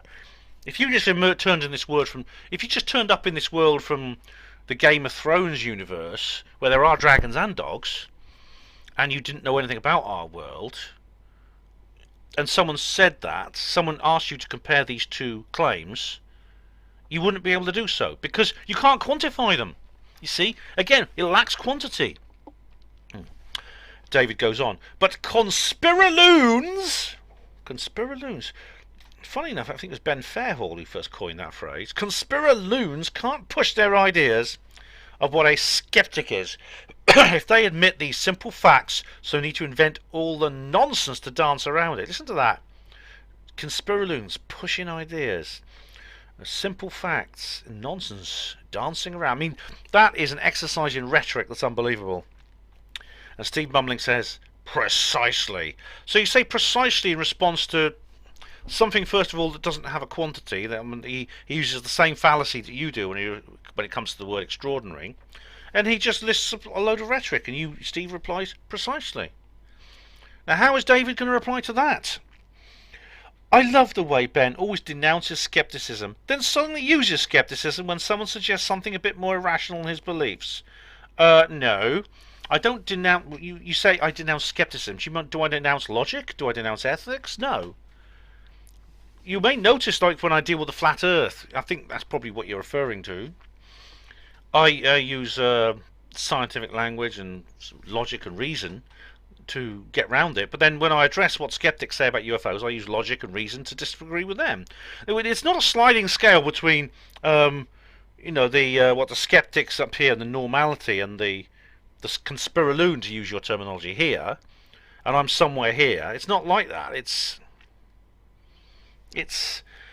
You're assuming you are conflating the skeptic movement with science and logic, and I explain in my skeptic videos why that's a complete falsehood. I did right at the beginning of my skeptic videos. I explained that. But Steve Mumbling says, Ben isn't interested in the truth. He will fight the conspiracy corner tooth and nail. I can't respond to that, Steve, because it's completely false, and it's not a quantity there at all. Reply to comments 31. Steve Mumbling says, and this is, oh right, here we go. No one has successfully argued with me regarding Roswell. Yes, they have. I have, and also Charles, what's his name, has done as well. You're probably talking about the mental health patient who very obviously can't tell fact from fiction. Who's that then? Me? I can. Saying one of Brazal's family said he was paid to change his story isn't the same as producing the original statement, is it? The only statement available that was directly from Brazil states he found balsa wood sticks, tinfoil and rubber strips, etc., etc. Steve, we've been through this, the story of Mac Brazil and how he was in the wrong place at the wrong time, and I think a deal was done. Now, I've been through exactly why I think that. I'm not going to repeat myself now. But Dave Smith says, but Steve, the maths prove it happened. Yeah, we're talking about Charles, what's his name? He said that. Because we can use maths that way, really, the other maths that go against my beliefs just don't add up for some reason. That's a complete misrepresentation, David, of what I and Charles both, if it's Charles, both said. We didn't say that. Horrible hairy toes is saying, and again he's using this what's it called, Unwanese, this constructed dialect. Let's assume you're using the calculode originate from Mesopotamia. Shutty door, keep it to yourself, don't tell the Greeks. Then one could reasonably assume, more or less, balancy on a tightrope, not fall one way or the other. I'm getting used to this. Good. But if you ask the high brain bockers of ancient Miscely, they would argue that the principal key stove of the Basie calculode should be changed to 4 and seps past froom. It's all a matter of happy low interpreting. Alright, I was almost understanding you there, then I lost you at some point. Steve Mumbling says, yes, Ben always gives me the 2 plus 2 equals 4 example, when he should be using 2 plus 2 equals 5. Roswell was an alien spacecraft in Ben's mind. It's 2 plus 2 equals 4, and in reality, Roswell was an alien spacecraft is 2 plus 2 equals 5. Well, obviously, Steve, that's not true, is it? Oh, that's not true. But David Smith says, and amazingly, never do. But that's completely wrong. I mean, I've made videos about this. And now we have Ben Emlyn-Jones live at Truth Seekers Northeast 6. Brian Clare says, the Tyne Bridge. That's right, Brian. Yeah, thanks for commenting, mate. It's great to hear from you. You're getting a love heart. Brian, I know Brian. I've interviewed him many times.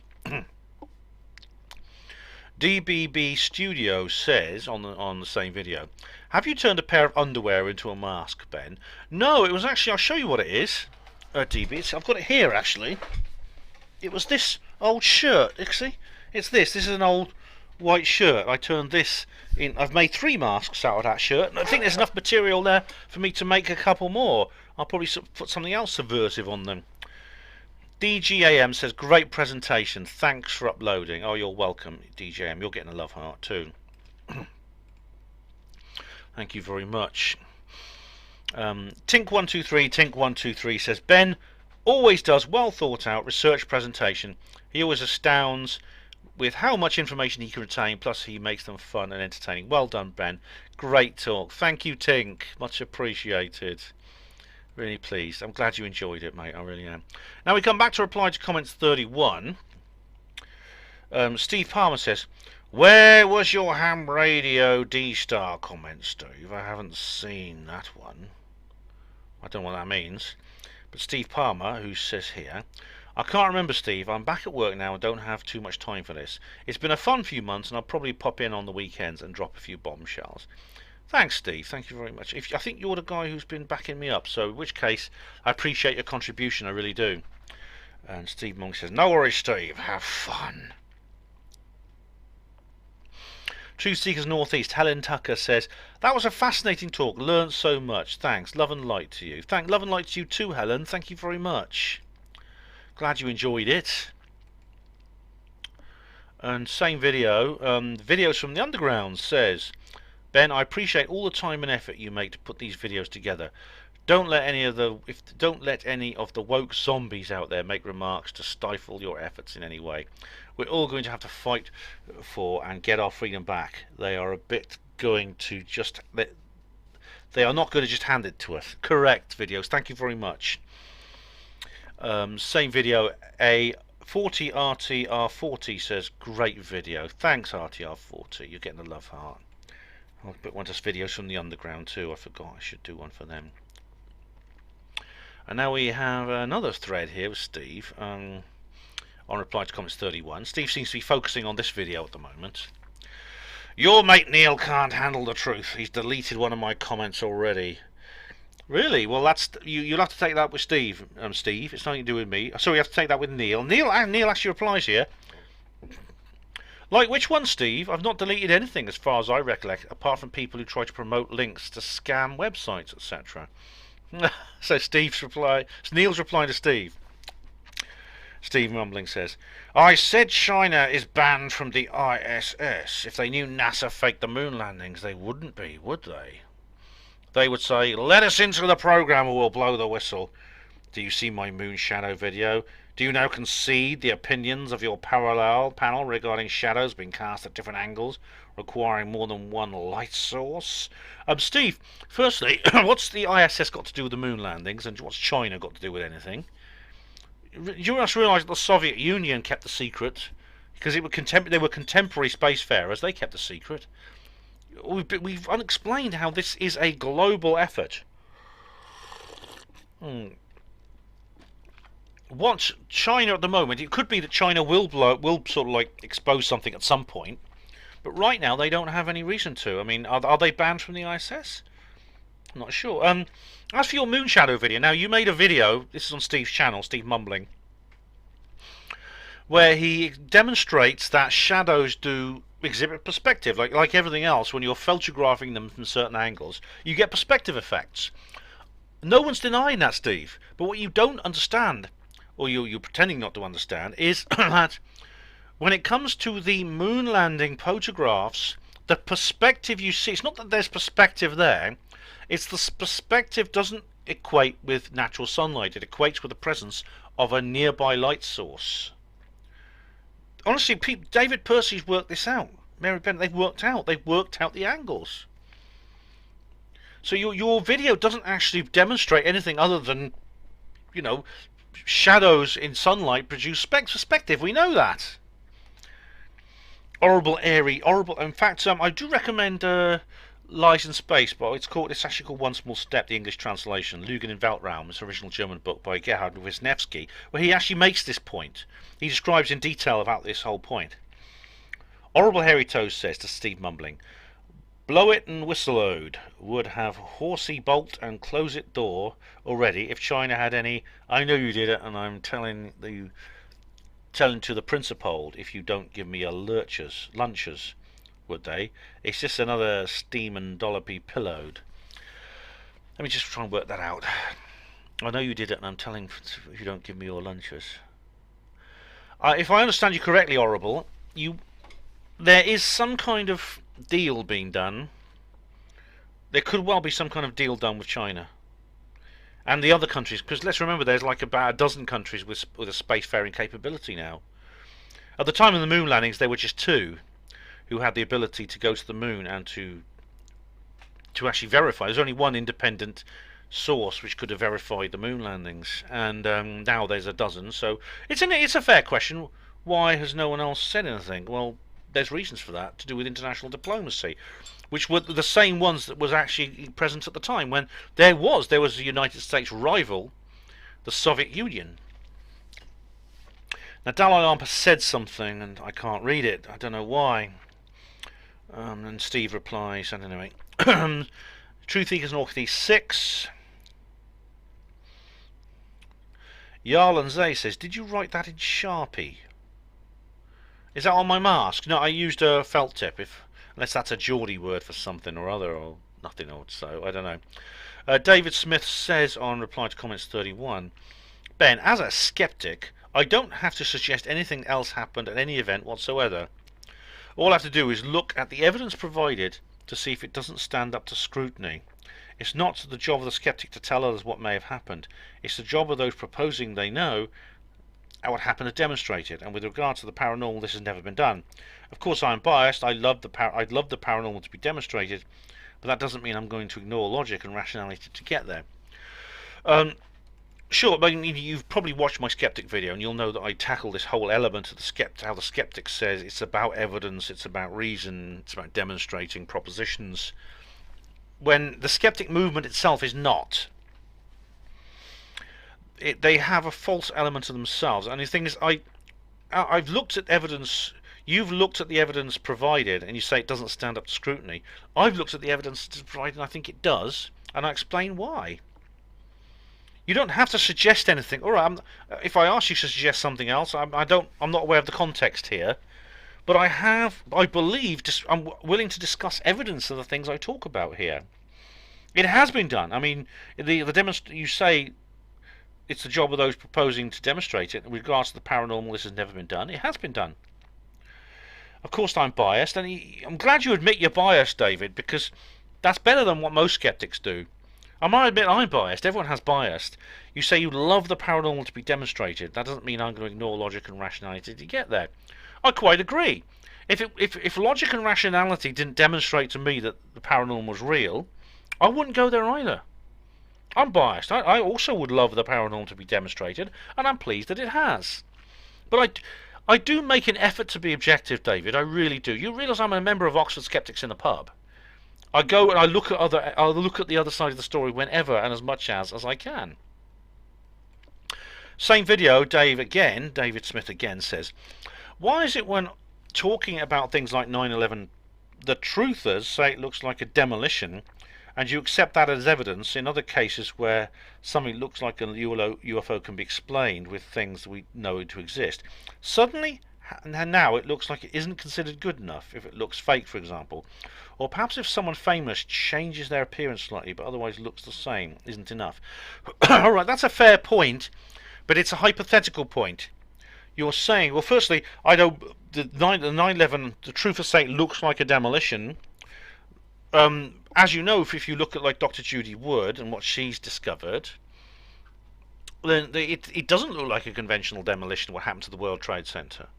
It's like it turns into dust, and she says, where did the towers go? The Hutchison effect, things like that. But anyway, I know what your point is. You're saying that when something happens and it looks like something else ordinary, we say, oh, that's something, the plane hits a building and it looks like a demolition. We say, oh, the truth of state's a demolition. But when we see a UFO in the sky that looks like something that exists, we know it exists, we go, oh, no, it's an alien spacecraft. Is that what you're saying? Well, if any ufologist does that, I would have a low opinion of them, quite frankly. But, I mean, which truthers are you talking about here? Because I certainly, that's not my position on UFOs at all. So if you're addressing me, you're misrepresenting me. You say, or if perhaps someone famous changes their appearance slightly but otherwise looks the same, isn't enough. You're referring to Paul McCartney, I assume. Now, Paul McCartney in 1966, between September and November 1966, Paul McCartney didn't just get a new haircut. He didn't just shave, alright? He didn't just lose a bit of weight. He transformed into somebody else. It's not just changing the appearance slightly. If it had been just that, okay, if you see the photo taken at the Melody Makers in the Post Office Tower with Tom Jones and Dusty Springfield, the last photo we know that was taken of Paul McCartney in September '66. Then he appears in the publicity shots for the Sgt. Pepper album in November. If it had just been a minor change, I'd understand that. Indeed, William Shepard has actually changed his appearance since then. He's grown a beard at some point. Obviously, he's aged. He looks very different now to how he looked back then. But it's not the same. It's, this is not my position here. Anyway, he goes on. It seems to be the case that you just believe whatever fits your preconceived view, and to hell with honesty, addressing or rationally looking at evidence or reasoned arguments. That's an assertion without any reason. You yourself are not presenting any evidence here or any examples of what you're talking about, and I dismiss it because I think it's wrong. You haven't given me any reason why I should accept that I'm believing whatever fits, to hell with honesty. So I'm dismissing it without any reason either. Right, Truth Seekers Northeast. Horrible Hairy Toes says,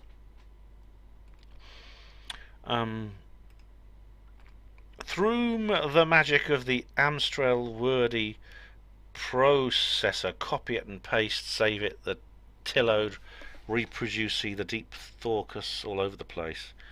I'm going to have to get an Unwinnie's dictionary, aren't I? Oh yes, be honest. Swearing it on the Bibleode and the Heartstrails. Yeah. Despite all the evidence to the contrail with the Huffalo-Dowder, screech and skreel it the eardroves. Oh yes. Yourself and Steve Mumbleover really are the oddly coupled. Jack Klugman and Walter Mattelode. No harm done. Loves you anyway. Coricus. Jack Klugman and Walter Matalode. I think you're referring there to Walter. What's his name? Walter Mathieu and Jack Lee Klugman. Jack Klugman. You're referring to the film 4 Minute Warning with Jack Klugman and Walter Mathieu.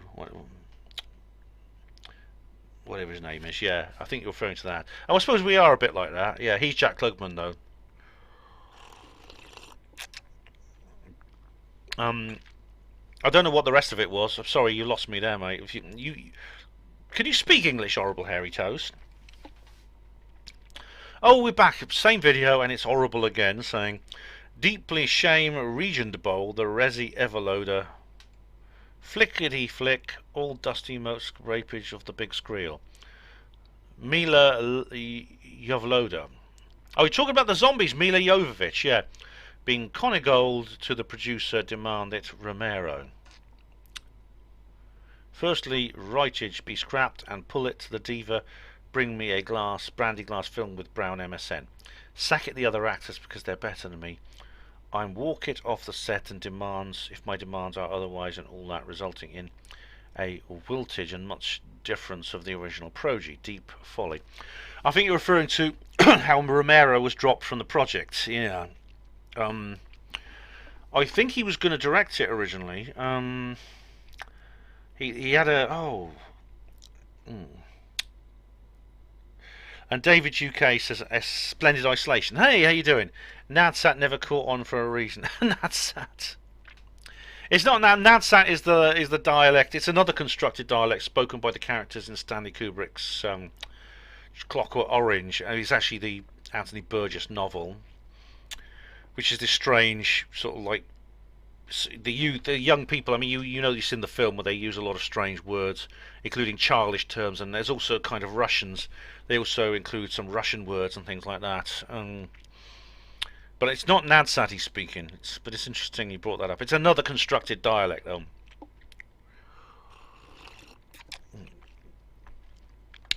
Horrible replies to him. Splendid isolation. It's deeply sad. Shed a tear for the suffering of the stunty. Leap it around and miss it. Then join the heavenly bode. And I do mean that. If the diva hadn't been matrimole to the snappy snap producey, then none of this tragedy woundage. Don't tell me the paying customoles would ever have happened.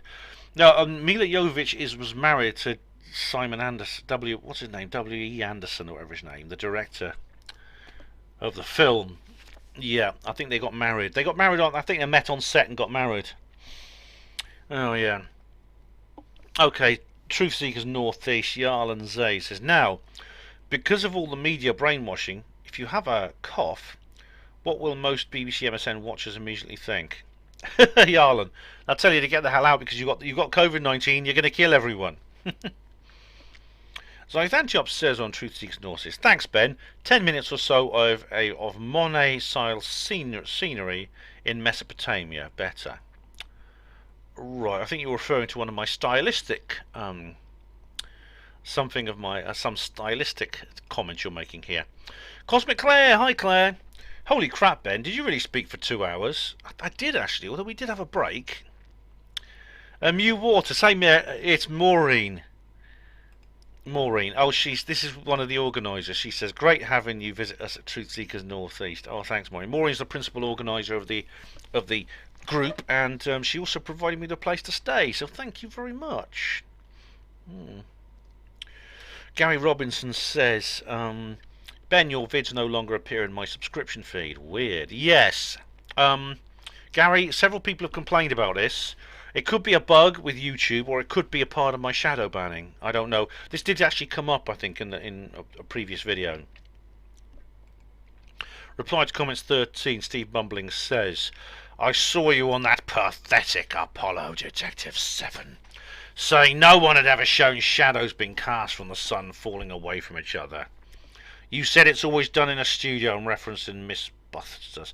Hold on a sec. Alright, Steve. Did I say if I said that no one had ever shown shadows being cast from the sun and falling away from each other, I misspoke. What I meant was that no one had ever shown shadows being cast with the perspective you would expect if it was sunlight. That's what I meant. And Steve here has a link to his video, I believe, which is... Yes, it is. Go to the post. Yeah, Completely Steve, different it's angle. called Moon Shadow on Steve Mumbling's channel, and he demonstrates that perspective is an effect of sunlight, yeah, with shadows, and I agree. But what you don't see, the difference with the moon landings is, the photos is, the perspective indicates a local light source, not sunlight. Now you've seen the sun casting shadows that fall away from each other. Do you now concede the sun can cast shadows that fall away from each other? Alright, I concede that. I don't concede it, Steve. I accept that I misspoke and I described badly what my point was. Or are you still in Apollo Defectives denial? The Apollo Defectives series was always drivel, but this last one is way beyond pathetic nonsense. If you agreed to a debate, you would get yourself an education, Ben. So would these other Apollo denial muppets. Steve, I'll be happy to debate you any time, mate. All any of us would. I think Neil may even agree to have you on the panel if you would improve your conduct. We had Blue Earth Thing on, right? Now he's got the same view as you. He has the same opinion as you. We didn't stop him coming on. Do you realise that we don't have a problem with dissent? We're not declining to have you on the panel because of your opinions. We're declining to have you on the panel because of your conduct. You must understand that. Otherwise we wouldn't have had Blue Earth Thing. Apollo Detectives 31. Sorry, no, reply to comments 31. We're not there with the Apollo Detectives yet.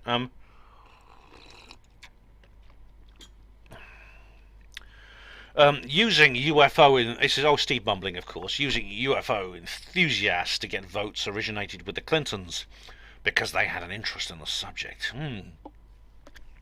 It could be, you know, because you know that there was what Steve Bassett said about John Podesta and about the book that Hillary was holding, the Rockefeller Initiative, things like that. Bill Clinton said, "Vote me in and I'll disclose the truth about Roswell." He didn't exactly say that. No, he said he was responding to Ryan from Belfast, who'd written him a letter saying, "Dear Mr. President, was an alien spacecraft retrieved at Roswell?" And he says, "Ryan, they never told me and I want to know." That's not exactly the same, is it? It's not the same as saying he was going to disclose the truth about Roswell, just that he didn't know and he wanted to. When he got in, he said he got his people to look into it and found nothing. Well, actually, it's more accurate to say that when he got into office, people who could have told him something didn't tell him anything. And indeed, when he made that speech, when Clinton made that speech, it was actually towards the end of his term in office. Hillary Clinton tried the same trick by saying she would disclose any UFO information held by the US government if she was elected for a second term. She surely showed what she was really thinking about the UFO enthusiasts. She did indeed. She said at the New Hampshire hustings, she said she would.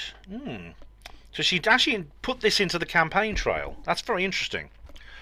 Of course, she didn't become president, and Steve Bassett thinks that's the end of the world.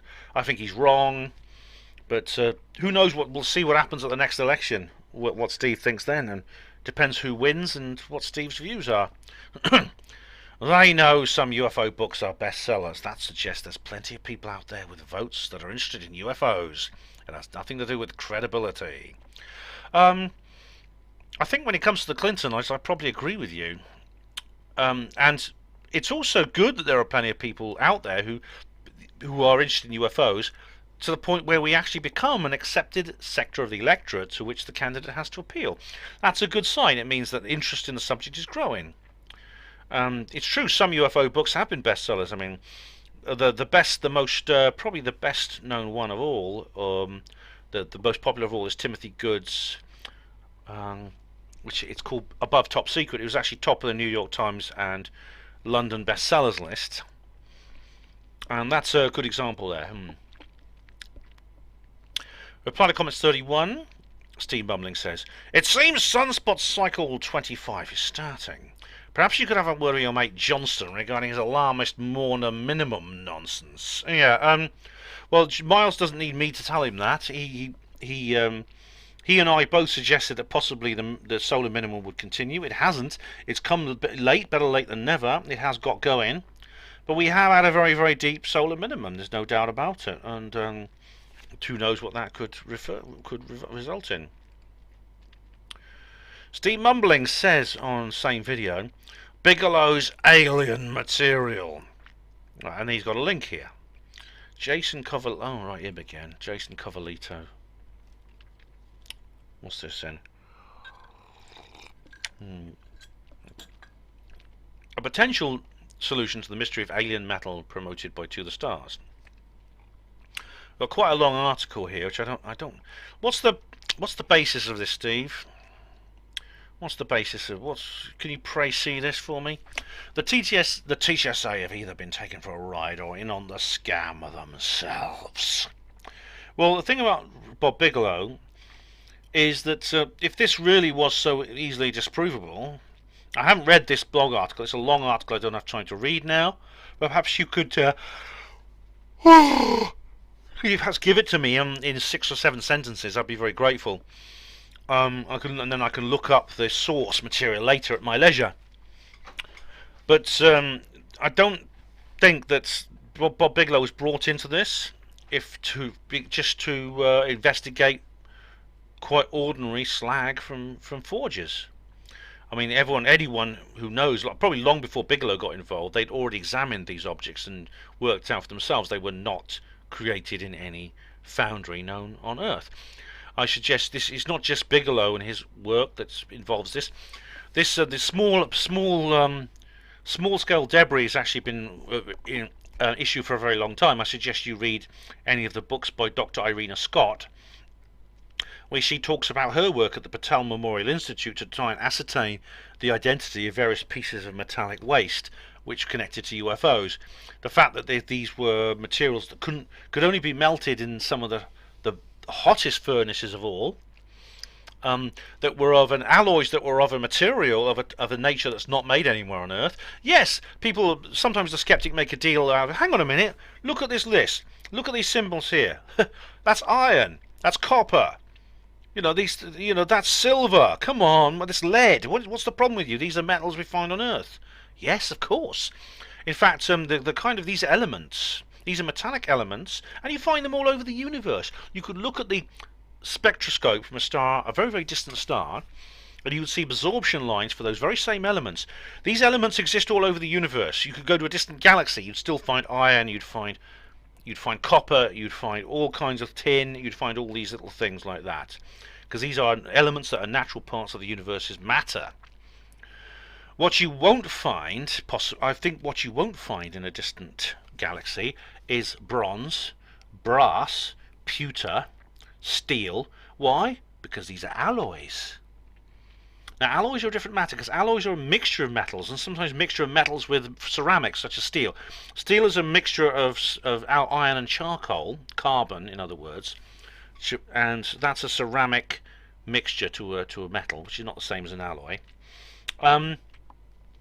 And that's different, and that's what we're looking at here. What you're looking at with these metal scraps is alloys which are not made anywhere on Earth. I find it very interesting, actually, that some of the moon rocks contain brass, some of the moon dust, which, again, does not exist in nature on the Earth or anywhere in the solar system, to our knowledge.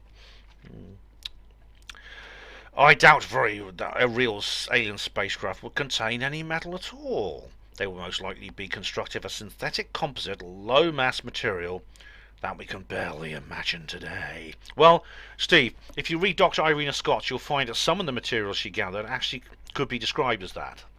Indeed, what was described by Marcel at Roswell is like that. I mean, what the kind of properties that Jesse Marcel Jr. and Jesse Marcel Sr. both describe is of something that looks even more esoteric than anything we've gathered in the public arena. We have barely scratched the surface regarding the properties of materials. There's a link here to graphene. on Wikipedia. Graphene is many times stronger than steel and many times lighter than steel. It's flexible and conducts electrical current as well as copper. Truly amazing stuff, and that's just the beginning. Yes, I think graphene, I'll just open it, can be found in aircraft. They're using it in aircraft now. I think the Boeing 777 uses it. What it talks about, but it is one of these sort of like weird. It's like one of these new things. There's several forms of carbon as well, like Buckminster fullerene and things like that, which are very interesting. And so yeah, I mean, I agree with you. I don't see. But the thing is, I mean, unless you've had access to a blueprints of a spacecraft, you wouldn't necessarily know that. You couldn't. I mean, you're speculating quite a lot here when you say a spacecraft will contain no metal. You don't know that. I mean, you can't say what alien engineers would do, or what methods they might have come up with using these more, I should say, more elemental materials in the function of the craft they built. If you don't understand the function.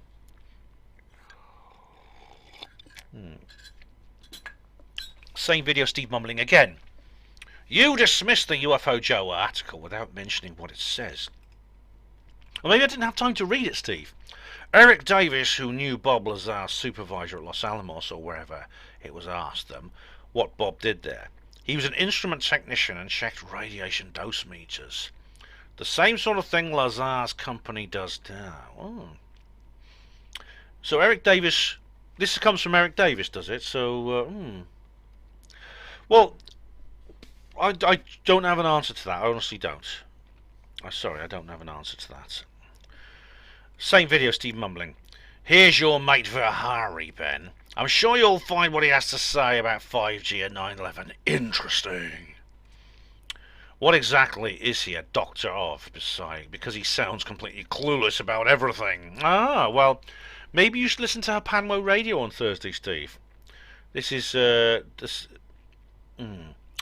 161, a rebuttal to 5G theorists and China blame with Dr. Russ Vihari from Wuhan. Alright, this is a 1 hour 50-minute video.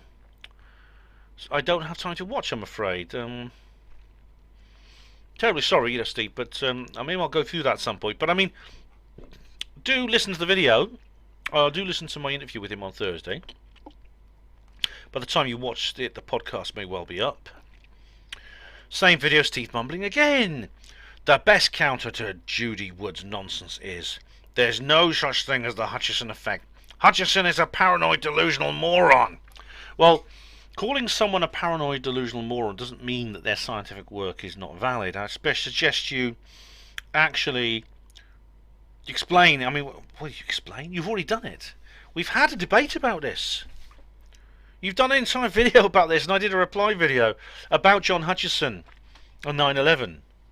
It's I can't wait to do my reply video about the Space Force. That'll be fun. Horrible Hairy Toes says Milesy Power Loader.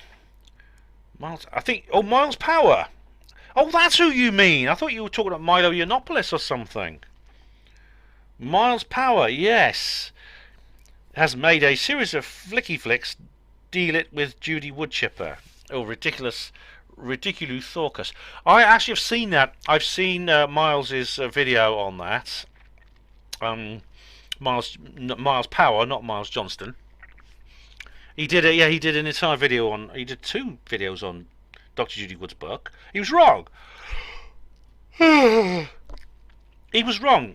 I put comments in. You'll see comments by me underneath. In fact, I actually had a civil conversation with him. Darth Vader and the Death Star give it a hissy most because he's having a bad day, and Invadey Hutchie will rip them both a new one. Oh yes, I think you have something to do with John Hutchison and Dr. Judy Woodchipper, as you call her. I think that's you're having a little nudge there at Steve, aren't you? Mumbling, talking about Miles Power, yeah. And he says we can only hope.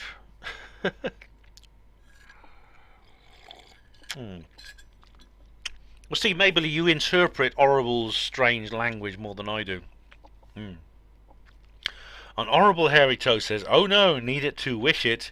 In a dream of PC sleep between the sheaves there. Oh no, Marlsy Powerloader has presenti and work it nosy to the grindstone to stick of his former soul to rip and new one. Oh yes, now this is probably a link to Miles' Powers video. Hello there, Internet. Yes, it is. Now, Hello, something Miles. has happened here on... A review of Dr. Judy books, but where did the towers go? All right, now there's a comment under here by me somewhere. Yes, because I've seen this video, and I've reviewed it. Definitely. Yeah, I should. I'm trying to understand this thing here. I mean, horrible Harry. Are there like unwinny sort of clubs? It's like the people who learn Klingon and they sort of get together over it sort of and talk in their own language. Is it like the people who speak Elfish? Who are big fans of the Lord of the Rings. I mean, is it like that? Are there people you can actually converse with in this strange dialect? Oh, Minster Lovell. I've not had a comment on here for ages.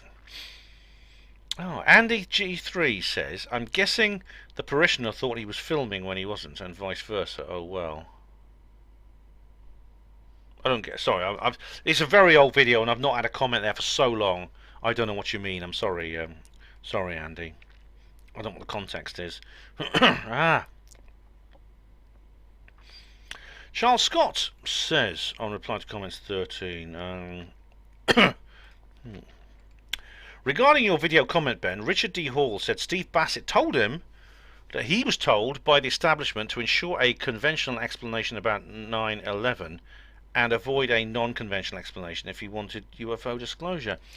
Right, well, I don't think I must say I'm not willing really to take Richard D. Hall's word for that unless he subjects his own statement to the Peter Hyatt test. Let him have his own statement analysis.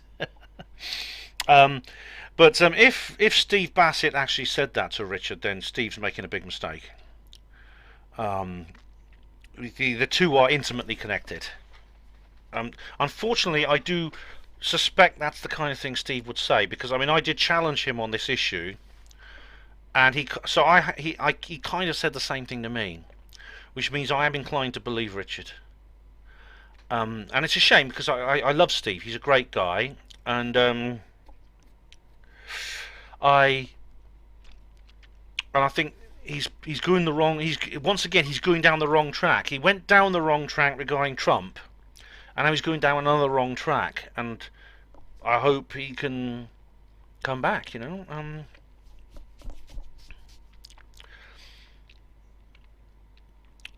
I mean, I've been looking for Charles. Charles, have you got a link actually? I mean, I heard Richard say that actually at some point on one of his live talk. I couldn't actually see it. Anyway, Charles Scott says, yes, I know it's not you. A bug, presumably. Yeah. We'll try now. Okay. Just try. We'll keep trying even if it takes a week. Try it again regarding Moan. I'll post a smaller comments. Okay. Here's right. Yeah, they've gone in the spam folder. To be an ongoing. Right. Okay. Oh yes, it's finding the secret space program. An interview he does with Andrew Johnson talking about that. Right. Yeah, thanks very much, Charles. It could have gone in the spam folder. I did check it and it wasn't there. I checked and it wasn't there. But so I don't know what's going on. I really don't know what's going on, Charles. I'm sorry you had so much trouble. But I thank you for the link.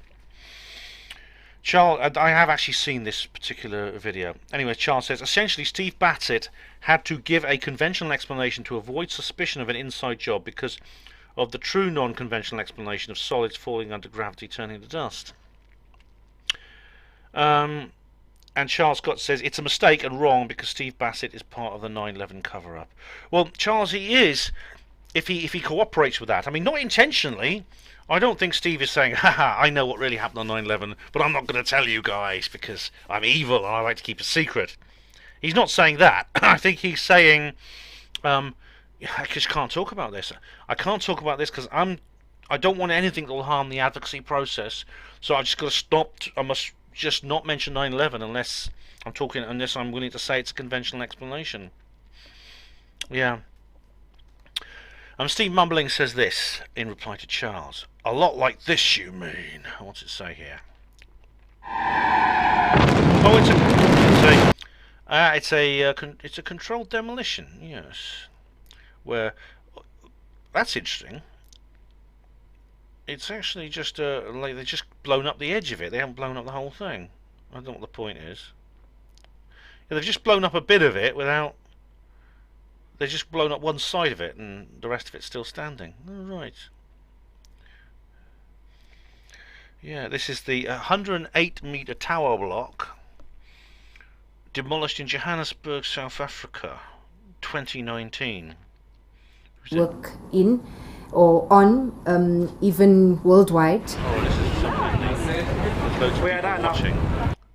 Okay, yeah. Apparently it was damaged by fire in 2018. Okay. So, Steve, what's your point here? Are you saying that that is analogous to the 9/11 incident? Because it's not. Charles Scott says, I can't see any substantial solids or any solids falling under gravity turning completely into dust before they... Oh, right, yes. I see what you mean. Nor the volume, height and width of the dust trajectory relative to the size of the structure similar to 9/11 structures. YouTube is deleting my comments regularly, so you may not get a reply in a hurry if at all. Oh, let me have a look at that again. Yup, that's right. Yes, it's not the same, Steve. It's not the same as it's not the same as what you see. You see distinct subjects literally dissolving in midair. You don't see that here. Okay. Steve Mumling says, that's because, just like Ben, you don't want to see it, Charles. Oh, rubbish. Rubbish, Steve. Just stop being such a bloody wet blanket and a whiny sod, alright? Things, you always say this, but if your comment doesn't appear immediately, you accuse me of deleting it. If someone doesn't reply to your comment and they can't see your comment, oh, they're ignoring it. You always interpret it that way, don't you? Charles Scott says, please indicate a substantial solid like 9/11 or falling that a solid under gravity completely turns to dust before hitting the ground. The volume, width and height of the dust is certainly different to 9/11. No question about that, as I can see that in the video footage. I agree with you, Charles. It's right.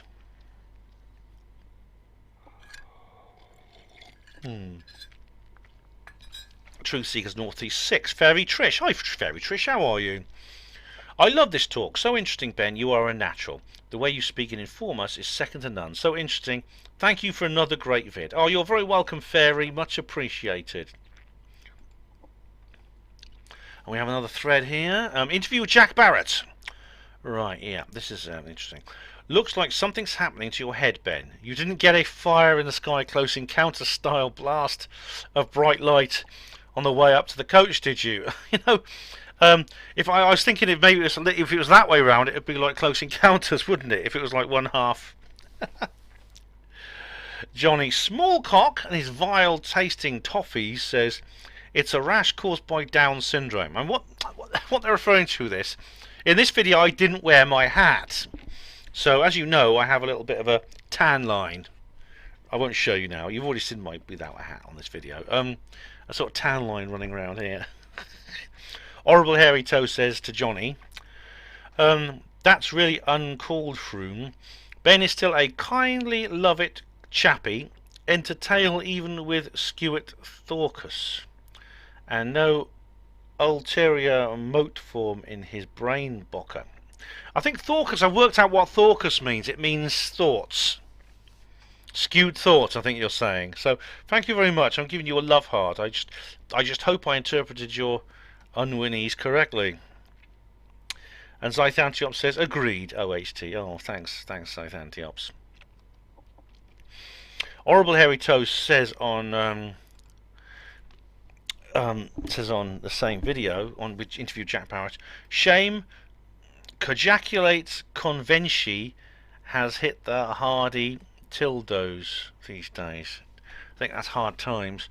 Cojaculate convention. I think that's cojaculate convention. I think that's something to do with bald people, as in Kojak. Is a bald person's convention. Well, yeah, Jack, he's bald as well, isn't he? Interview Jack Barrett. Patrick Patel says, this is going to be very interesting, Ben. I'm going to put the kettle on. Thank you. By the way, you remind me of a Star Wars stormtrooper. It's like you're wearing a white helmet. Stay blessed, bro. Thanks. Thank you, Patrick. Much appreciated. Same video, Nelly on the Land says, not my normal cup of tea, but cheers. Baby steps, eh? Well, I'm glad. I mean, I've Nelly, if you enjoy my videos, I have videos on lots of other subjects as well. Barney's Den says, on the same video, it's rude to wear a hat indoors. Take that white art off your head. Oh, God, it looks like a skull cap, doesn't it?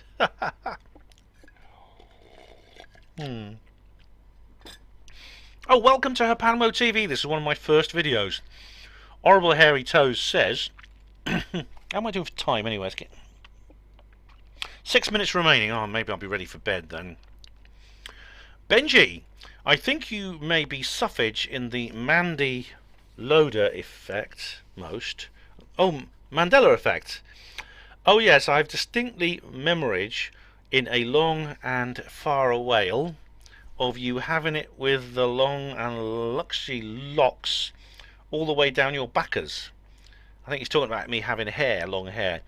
All wave it about slowly, Mo, because you're worth it like. Oh yes. Oh, you mean like in the shampoo ads, yeah. Well, he's saying here that he has a Mandela effect memory of me having long hair and waving it about. Well, all I can say, Horrible Hairy Toes, is when I started doing HPANWO TV, I cut my hair. I actually did it a couple of years earlier. I started cutting my hair really short. Miles Lawler says on interview with Jack Barrett, by the way, why is everyone commenting on the paleness of your noggin? Well, there's an interesting interview to be discussed. Good question, Miles. Why do you think I cover up the bloody yellow bucket? It's like putting blinkers on a horse. Stop looking at the bloody yellow bucket and watch the video. Listen to what I'm saying. Even the cameo by the Moggy would be more worthy of comment. Oh yes, that was blessed little pussycat. Yeah, I think that was WikiLeaks, the cat. Very glad that you discussed generalized mind control, mass hypnosis, as this appears to be ongoing currently. Yeah, thank you. Thanks, Miles. A lot more detailed interview with Jack on the subject would be very worthwhile. Hopefully, I'll get to talk to Jack again. I'd be interested to talk to him. I found him very interesting. David Gregg says on Truth Seekers Northeast off duty. New video now. Truth Seekers Northeast 6 off duty. You do know the Antonine Wall was further north between the Forth Clyde and made of wood and turf. I did know that the Antonine Wall was further north. In fact, I actually said so. I actually said it was on the gap between the Forth and Clyde. And I did mention that in actual video. Made of wood and turf, I didn't know that. I didn't. I know some of its foundations are still there. I'll just...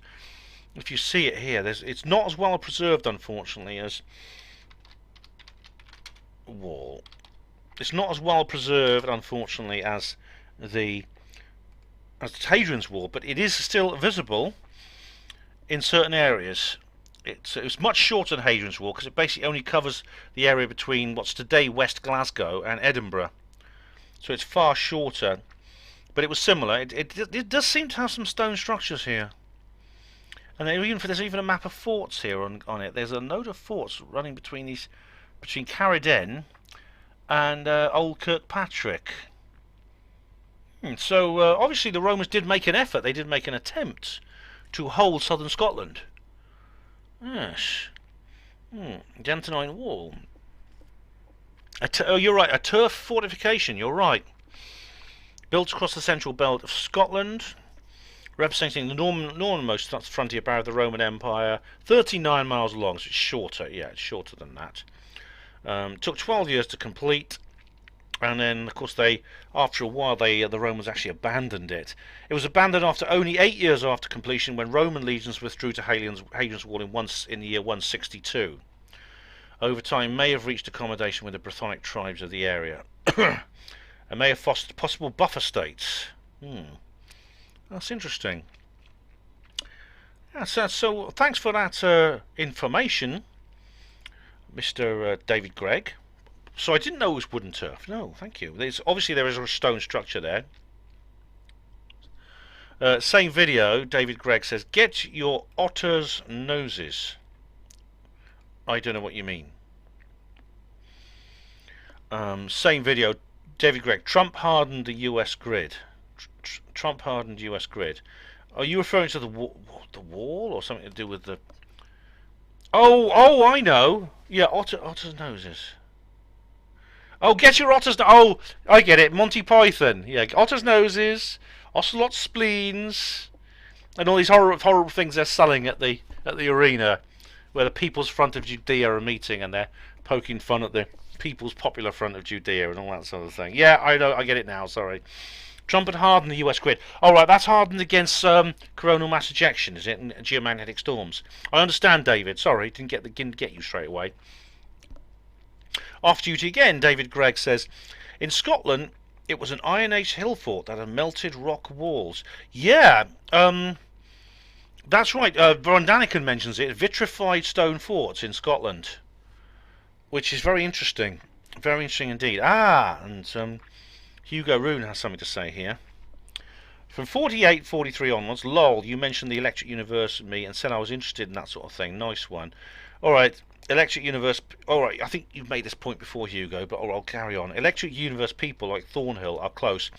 Well, I think it's the Charge Universe that charge being the dark stuff they can't identify, the 96%. I can identify it. It is charge. The information is available on Wiki if you know where to look. The maths is simple, it's just unidentified. Check Wiki for mass of proton, charge of proton in coulombs. The charge is the dark stuff. Alright. I'll try that just quickly now. Mass of proton.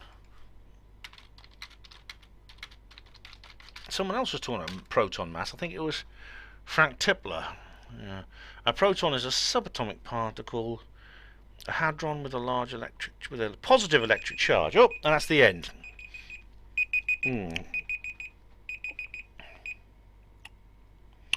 Right, so I'll leave that. I think that's sort of 1:30 in the bloody morning. I'm going to leave it for now.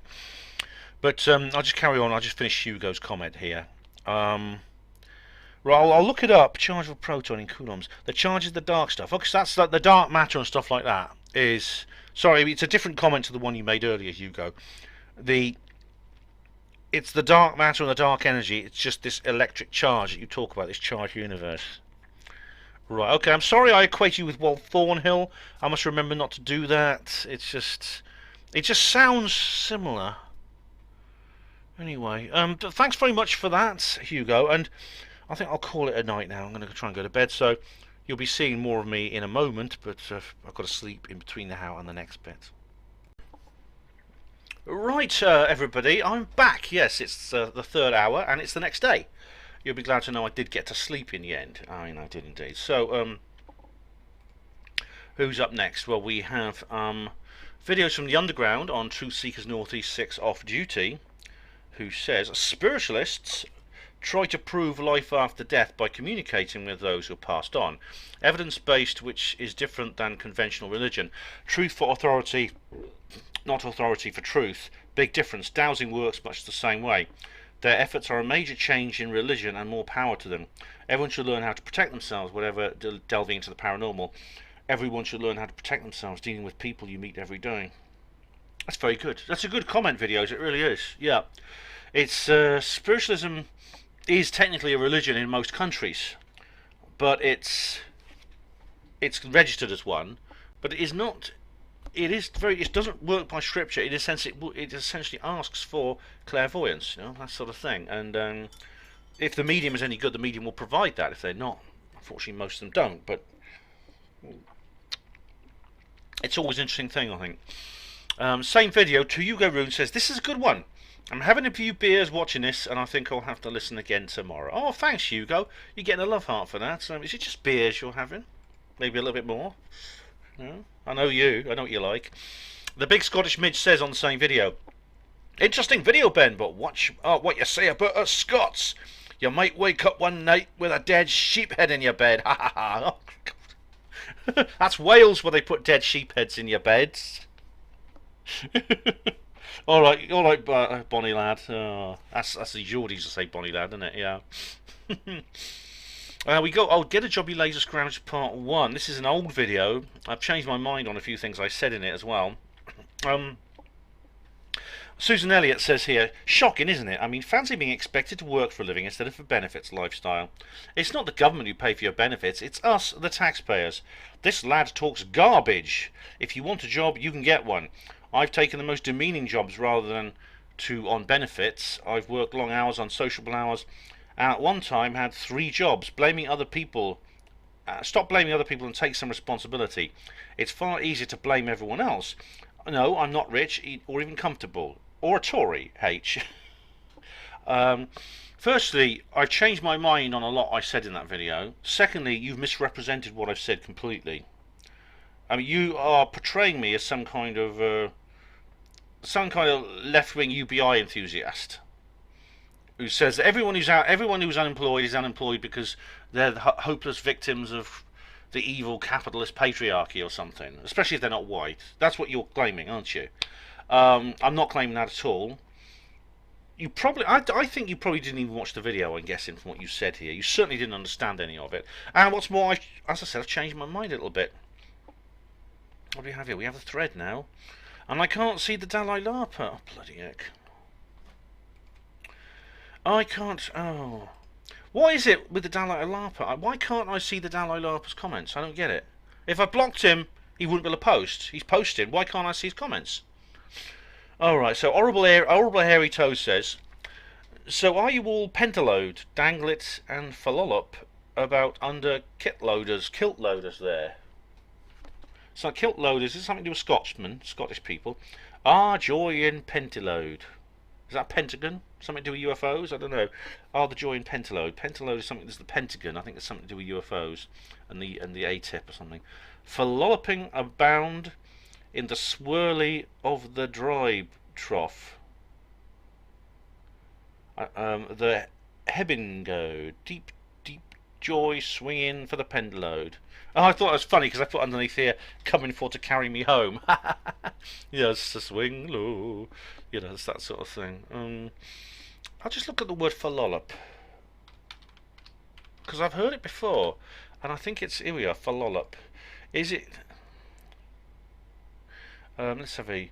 Ulithi Airport is a public airport serving the island of Phallop, located in the Ulithi Atoll in the Caroline Islands, Federated States of Micronesia. Oh, Caroline Stevens, they've named some islands after you. I hope that makes you happy. You probably go there and there's probably someone waving a banner saying, you know, stop 5G. Alright, anyway, I don't understand most of what you said, I'm afraid, Horrible Hairy Toes. And Horrible Hairy Toes says in response to the Dalai Lama, oh yes, Volty Pollage over the Wallers there. The Wallers must be something to do with Hadrian's Wall, I'm guessing. Hackett in Lumberjack with the Treels. Swing it about and knock it for 6 hours out, wickers all following down. That's something to do with cricket. But don't scare the childers. Is that children? Oh, I don't know. And Horrible says to Larper as well, if you trickly how to the Treels today, you're in for, oh, bigger misses, put it a whale in full viewy Cinnebold. For every Benji in the gloam load, all dangle it there with his pentaload. Dangly down it, sweep Charibold, trickly how to the heavenly bold. Oh right, that's a translation of the song. Dangly down it, sweep Charibold, trickly how to the heaven. Yeah, sweet chariot, coming for to carry me home. I say rugby song, it's not the Welsh. No, the real rugby song is Bread of Heaven, Bread of Heaven. Horrible also says here, how do you doom with a drunken Benji? How do you doom with a drunken Benji? How do you doom with a drunken Benji early in the morning? Oh, it's yeah.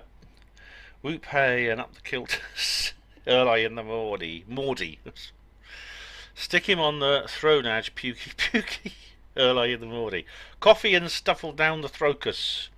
He's not getting up, this ain't no jokus. Early in the mordy. Whoop hay's mind his blankage. Early in the mordy. Amberload he's a-going. Traffic cones stuck on head and showing. You've been to Oxford, haven't you? Builder's bum and all a-glowing. Early in the mordy. What hay and Benji Croquet. Whoop hay he never knew a nicer bloket. Hey, never knew arse invadey and he'll never know it. I think I understand enough of his little idiolects, his little patter he speaks, to know that's a song about getting drunk and having a hangover. Very good. Thanks very much, Horrible Hairy Toes. Much appreciate that. You get a love heart for that. That really made me laugh. Whoop hey and pulley pantage. Oh, I didn't read the whole thing, did we? It's whoop hey, pulley pantage, whoop hey and take advantage, and it's to the ambulance going traffic cone stuck on head. Whoop hey, Benji's a croquet. Whoop hey, you'll never know a nicer bloke. Putting the traffic cone on the head is an Oxford tradition, by the way. When you're drunk, it's the big statues outside the Sheldonian Theatre. So now, Goonlove says on Truth Seeker North East 6 off duty, majority of the houses in Hexham are built from the wall. All right. Heck, Goonlove, does that explain where the heads came from? I wonder. Do you think the heads came from the wall? Do you think the heads might have had something to do with the wall? I wonder. Goonlove also says, you are driving through Cowgate, wrong direction, mate. You're driving through Cowgate, wrong direction, Bonnie lad. Oh, man. We need a navigation from a true Geordie, don't we? Yes. Goonlove says, didn't realise you were up in this neck of the woods. Would have met up and showed you a lot more. Oh, thanks, Goonlove. Well, you know, join Truth Seekers North East. It'd be great. If you live in the area, join the place. Join Truth Seekers North East. Thank you very much. That's a lovely offer. Join Truth Seekers North East, and we'll see. I'll see you. I mean, you should come. You should, if you'd already a member, I'd have seen you last week. Bardy's Den says book on the same video. I don't know what that means. So Xantiop says 11:30. So you did a séance and got trolled, Ben? Ah, yes. I did this work with a spirit board, and of course, as I explained, a spirit board is just a euphemism for a Ouija board. But I'm glad I did it. I think it was good. I'm glad I did it. Sonara's Ash Tree, nice to see you again, Sonara. Thanks for joining us. The Normans and Romans were disastrous for us native Britons. Good video, Ben. Thank you very much, Sonara. Much appreciated. Reply to comments 31. The big Scottish midge says, they tried to replace Ringo Starr as well, but couldn't find another ugly bastard. Even the plastic surgeon said they couldn't change the face of someone else. Not enough material for that nose. Yeah. Professor Brock. Oh, I love this one. This is Professor Brian Cox Hates You. This is like a comedy video I did. I actually turned it into a stage show, which I performed at someone's birthday party. Avengers 24 says, what a wanker. Yes, I know he is, Avengers. Cox is a complete wanker. I'm glad you agree. Patrick Batal says on Truth Seekers North East 6 off duty, this is cool. I love historical stuff like Doggerland. Yeah, I never knew about that, you know. Richard got me into that. I really did. Yeah, it really was quite interesting. Hugo Roon says, you mentioned Britain BC and AD. I'm guessing you mean Francis Pryor. I do find his work very interesting. If that's the bloke who presented it, yes. Because I found it. These were really quite groundbreaking documentaries that challenged the public view of the Britain around basically the first millennium and AD and BC. I mean, some people challenge it more radically than that. Okay, interview with Jack Barrett. Horrible Hairy Toes says, remember Humphrey Dumplode, piss it up a wall, Humphrey Dumplode for lolloped and lost it all. All the Keels Trotterloads and all the Keels Frooms said, oh dear, he's knackered, let's get him a room. Yeah. Yes, that sounded good. That sounds like, yeah, that's one of the nonsense rhymes, yeah, it's, Alright, now here we have a community comment now, and it's from Dangerous Dan. This is like one of these text comments you can put on your community page, and I copied it because I wasn't sure exactly whether it would be stored or not, but let's see if I copied it correctly.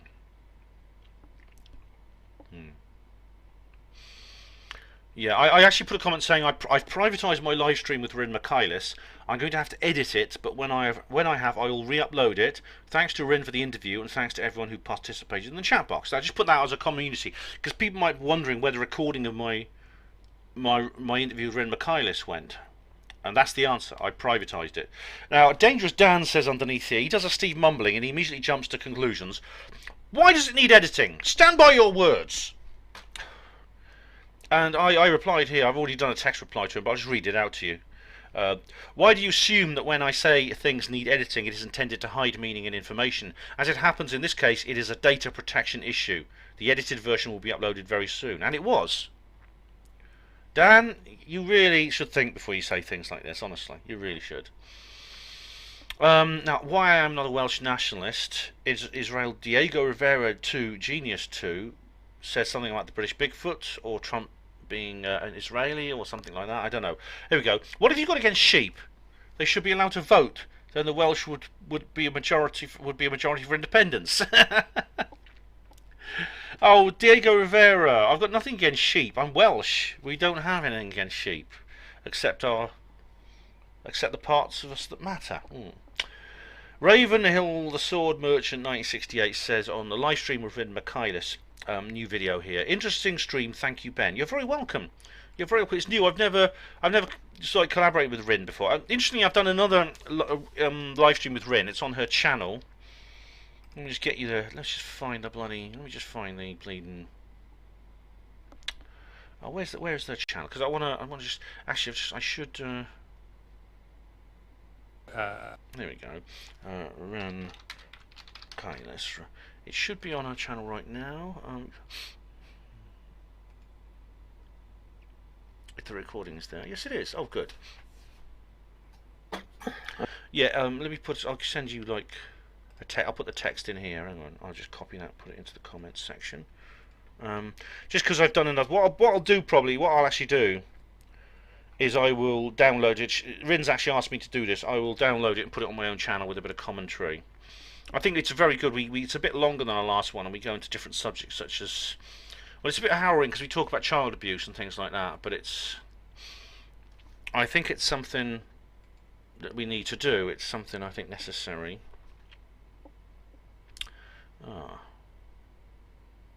Right. I'll go back and get the tag. Thanks for your comment, etc., etc. Okay, never mind. Okay, well there's the link anyway. There's the link to Rin's video with me, which will be on my channel again soon. Barney's Den says but anyway, I just want to say thanks very much, Ravenhill. I'm glad you enjoyed it. Same video, Rin Michaelis interview. Barney's Den said, why would anyone want to be famous these days? Fame in the traditional sense is highly overrated in my opinion. I like my privacy. I don't believe Ben is fame hungry. He just delivers information by utilising this YouTube platform. Unfortunately, YouTube has now become more commercialised and it's becoming cringe, causing smaller creators to get lost in the cesspool of over-the-top garbage that's now drifting onto the site. Unfortunately, that's true, Barney's Den. I mean, the most famous YouTubers, the biggest YouTubers, are like PewDiePie, Mo Vlogs. There's some of the stuff they do is quite amusing, but there's no real meaning with what they do. Is Mo Vlog still going? Let's have a look. I haven't watched him for ages. I used to watch all this stuff because it was just interesting because he was in Dubai and it was interesting to see around Dubai. Yeah, he's still going. Yep, he still does a video a day, usually about a quarter of an hour long. Dubai billionaire, £80 million private island tour. Oh right. See, it's interesting. It's interesting stuff, but there's no real meaning behind it. There's no point to it. He just goes around playing music and laughing and saying silly things and showing rich people's houses. That's all he does. You see, no, I mean, I don't want. You see, if I wanted fame, Barney's Den, I would have entered the mainstream media. I mean, I believe I have the talent probably to be quite successful in the mainstream media if I wanted to be. I think I have the qualities necessary. I would probably get into acting or something. I'd write different books. I would write books, yes, but I'd write more mainstream books with more mainstream themes rather than the Roswell trilogy, which really is quite niche, isn't it, in terms of its taste, a little specialised. So obviously, I can't possibly want to be famous, otherwise that's what I would do. Well, we have Project Blue Book Series 2, Episode 2, an old video. Bianca H says, I tried to watch the series on history, but all episodes are cancelled. Where can I watch all? Alright, Bianca, for legal reasons, I can't tell you exactly where, but there are several websites that are showing it. There's various kind of catch-up websites which have varying degrees of legality. However, you can go and see it if you want. I mean, the DVD is available. I mean, it's worth getting the DVD. Simply, I'm going to buy the DVD of the two series just out of principle, because I've watched it and I believe in funding creators. Same way as I charge people for the book, I expect them to pay for it. But it's unfortunately history. Even on catch up, sorry, even on catch up now. History have now removed it because they dropped the series. So, but the good news is there's going to be a third season. I cover this in another video if you want to see that. Right, so Zythantiops says on live stream with Rin Michaelis, is this an experiment for your series of live debates with Steve Mumbling, Ben? No, it's not, Zythantiops. Firstly, the funny thing is about Rin and I have a very different. We have a very different outlook on life, and we seem to have found a lot of common ground on certain subjects. But you know, as you know, if you watch it, you know, I brought up the subject of UFOs, and she didn't really give any answer. It's pretty clear she'd never really thought about it or never had any interest in it. So I just changed the subject.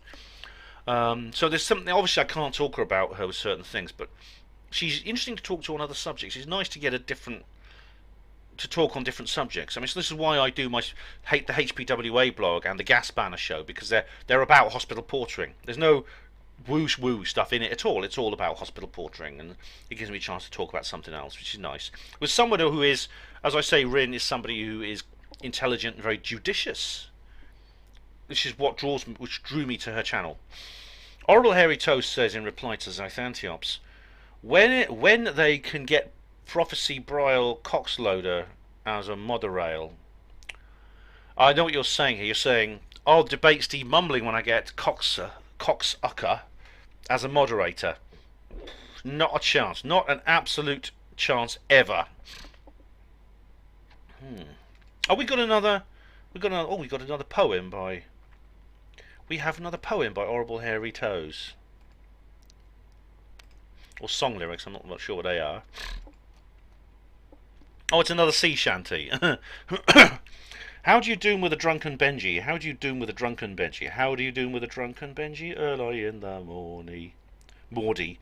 Whoop hey and up the kilters. Whoop hey and up the kilters. Whoop hey and up the kilters. Early in the Maudie. Stick him on the thronage pukey pukey. Stick him on the thronage pukey pukey. Stick him on the thronage pukey pukey. Early in the morning.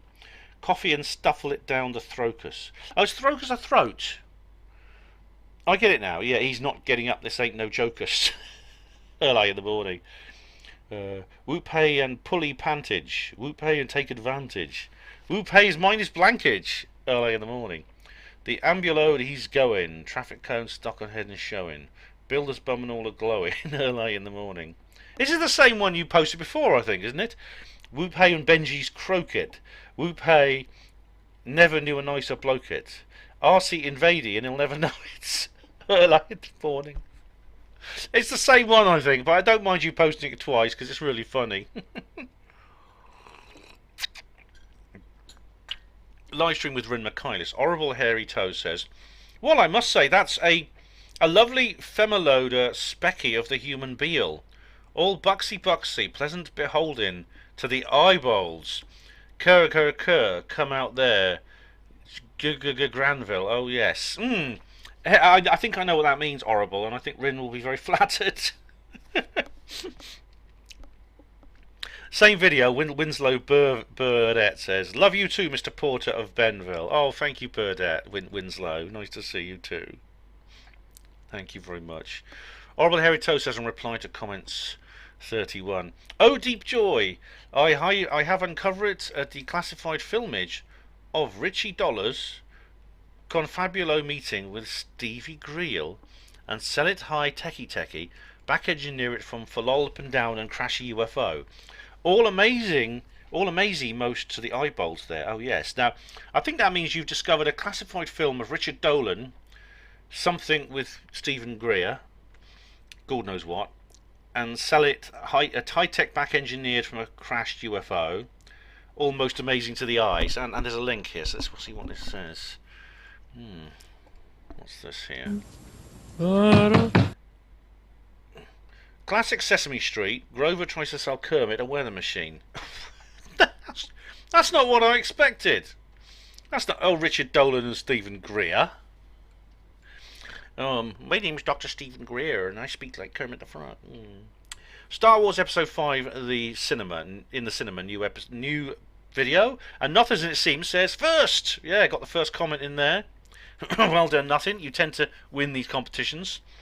And Nothing says underneath, cinema is a nice departure from, as we say, cinema, which are all still shuttered, I'm sure, because their hot dog bun orders are still halted. And says, how could you have the requisite hot dog, soda, or popcorn with a bloody mask on? Yeah, well, they do allow you to take the mask off to eat, you'll be glad to know, Nothing, because obviously they want to sell their rather overpriced and substandard food.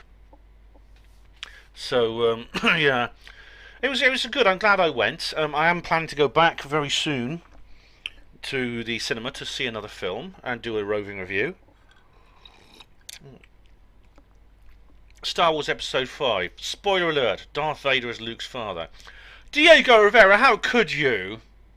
Oh, you honestly. Someone said that to me as I was going to the cinema. I thought, damn.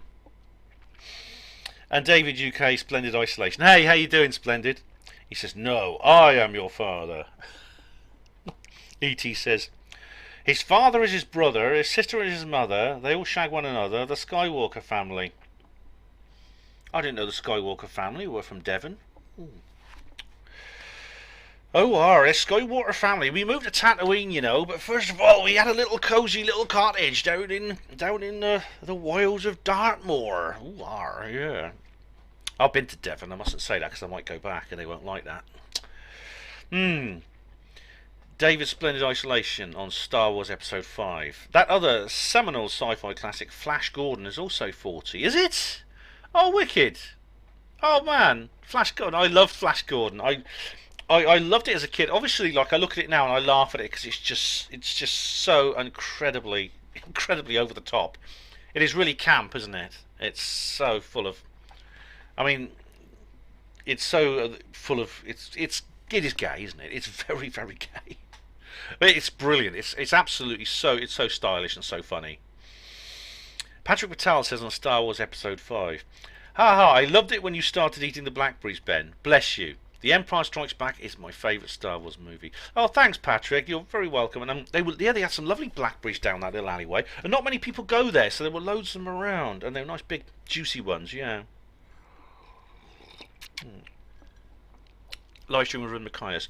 Interesting chat. This is Patrick Patel again. Interesting chat, Ben. Rin is a beautiful lady. Oh, you're absolutely delightful. And what's more, so basically, Patrick is saying the same thing that Horrible Hairy Toes said in a more comprehensive manner. Star Wars Episode 5, Patrick Patel. Excellent film review, Ben. It would be a treat if you also did classic British food reviews sometimes. I'd like that. Well, I'll see what I can do, Patrick. I mean, I do have my HPANWO ice cream and HPANWO trifle, if you want to check those out. I've got videos of them. The recipes, one of the recipes was actually Sophie the Porter's Poet, not me. But the ice cream was my episode. It was my recipe. Sophie the Porter's Poet actually came up with the HPANWO trifle. But both are delicious. Star Wars Episode 5, The Death Beats. You won't have seen this version of 5 before, mate, as the new cinema release is a new 4K point to the updated special edition version 6 of the movie. In my opinion, 5 was the only original trilogy movie that benefited from the late 90s updates. The other two movies were butchered. 5 is the best Star Wars movie, hands down. Death Beats, yeah, I mean, I actually do think it is the best. What's more, some of the changes were, I mean, I did mention this in my review, some of the changes were, I think, good, and I was pleased about them. I think the Bespin Cloud City scenes, the visuals of that I think they were needed. I think this is what Lucas wanted to do originally, but the technology simply didn't exist in 1980. But you see the cloud cars swooping around these beautiful sort of orangey red Art Deco towers. It's wonderful. I really did think that was good. I'm glad they put that in, I must say. But the Hoth Wampus, no, they should have left that they should have left. They had brief like flash frames of the creature, bits of its claw and its mouth, but really they shouldn't have shown too much about that. It's better to leave that to the imagination of the viewer, as I've always said.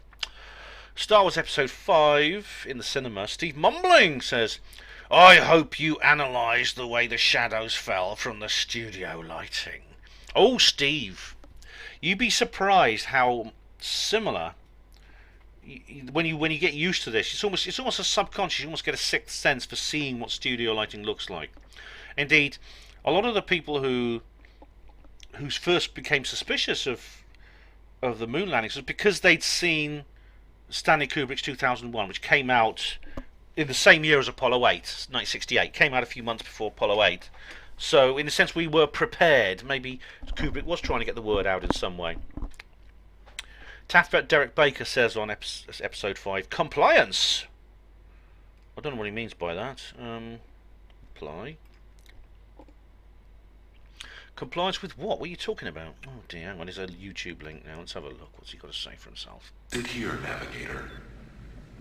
Oh, Flight of the Navigator. Oh. Will this hurt? Oh yeah, it's a. Fry my brain. That was quite scary. I remember seeing that when I was a kid, and I was quite frightened by it because it was about basically. I know it's not meant to be frightening, but it is because it's about a boy who's basically abducted by aliens. Livestream with Ren Michaelis. Simon Jandrod says, you're a good interviewer, Ben. Thank you very much, Simon. Much appreciated.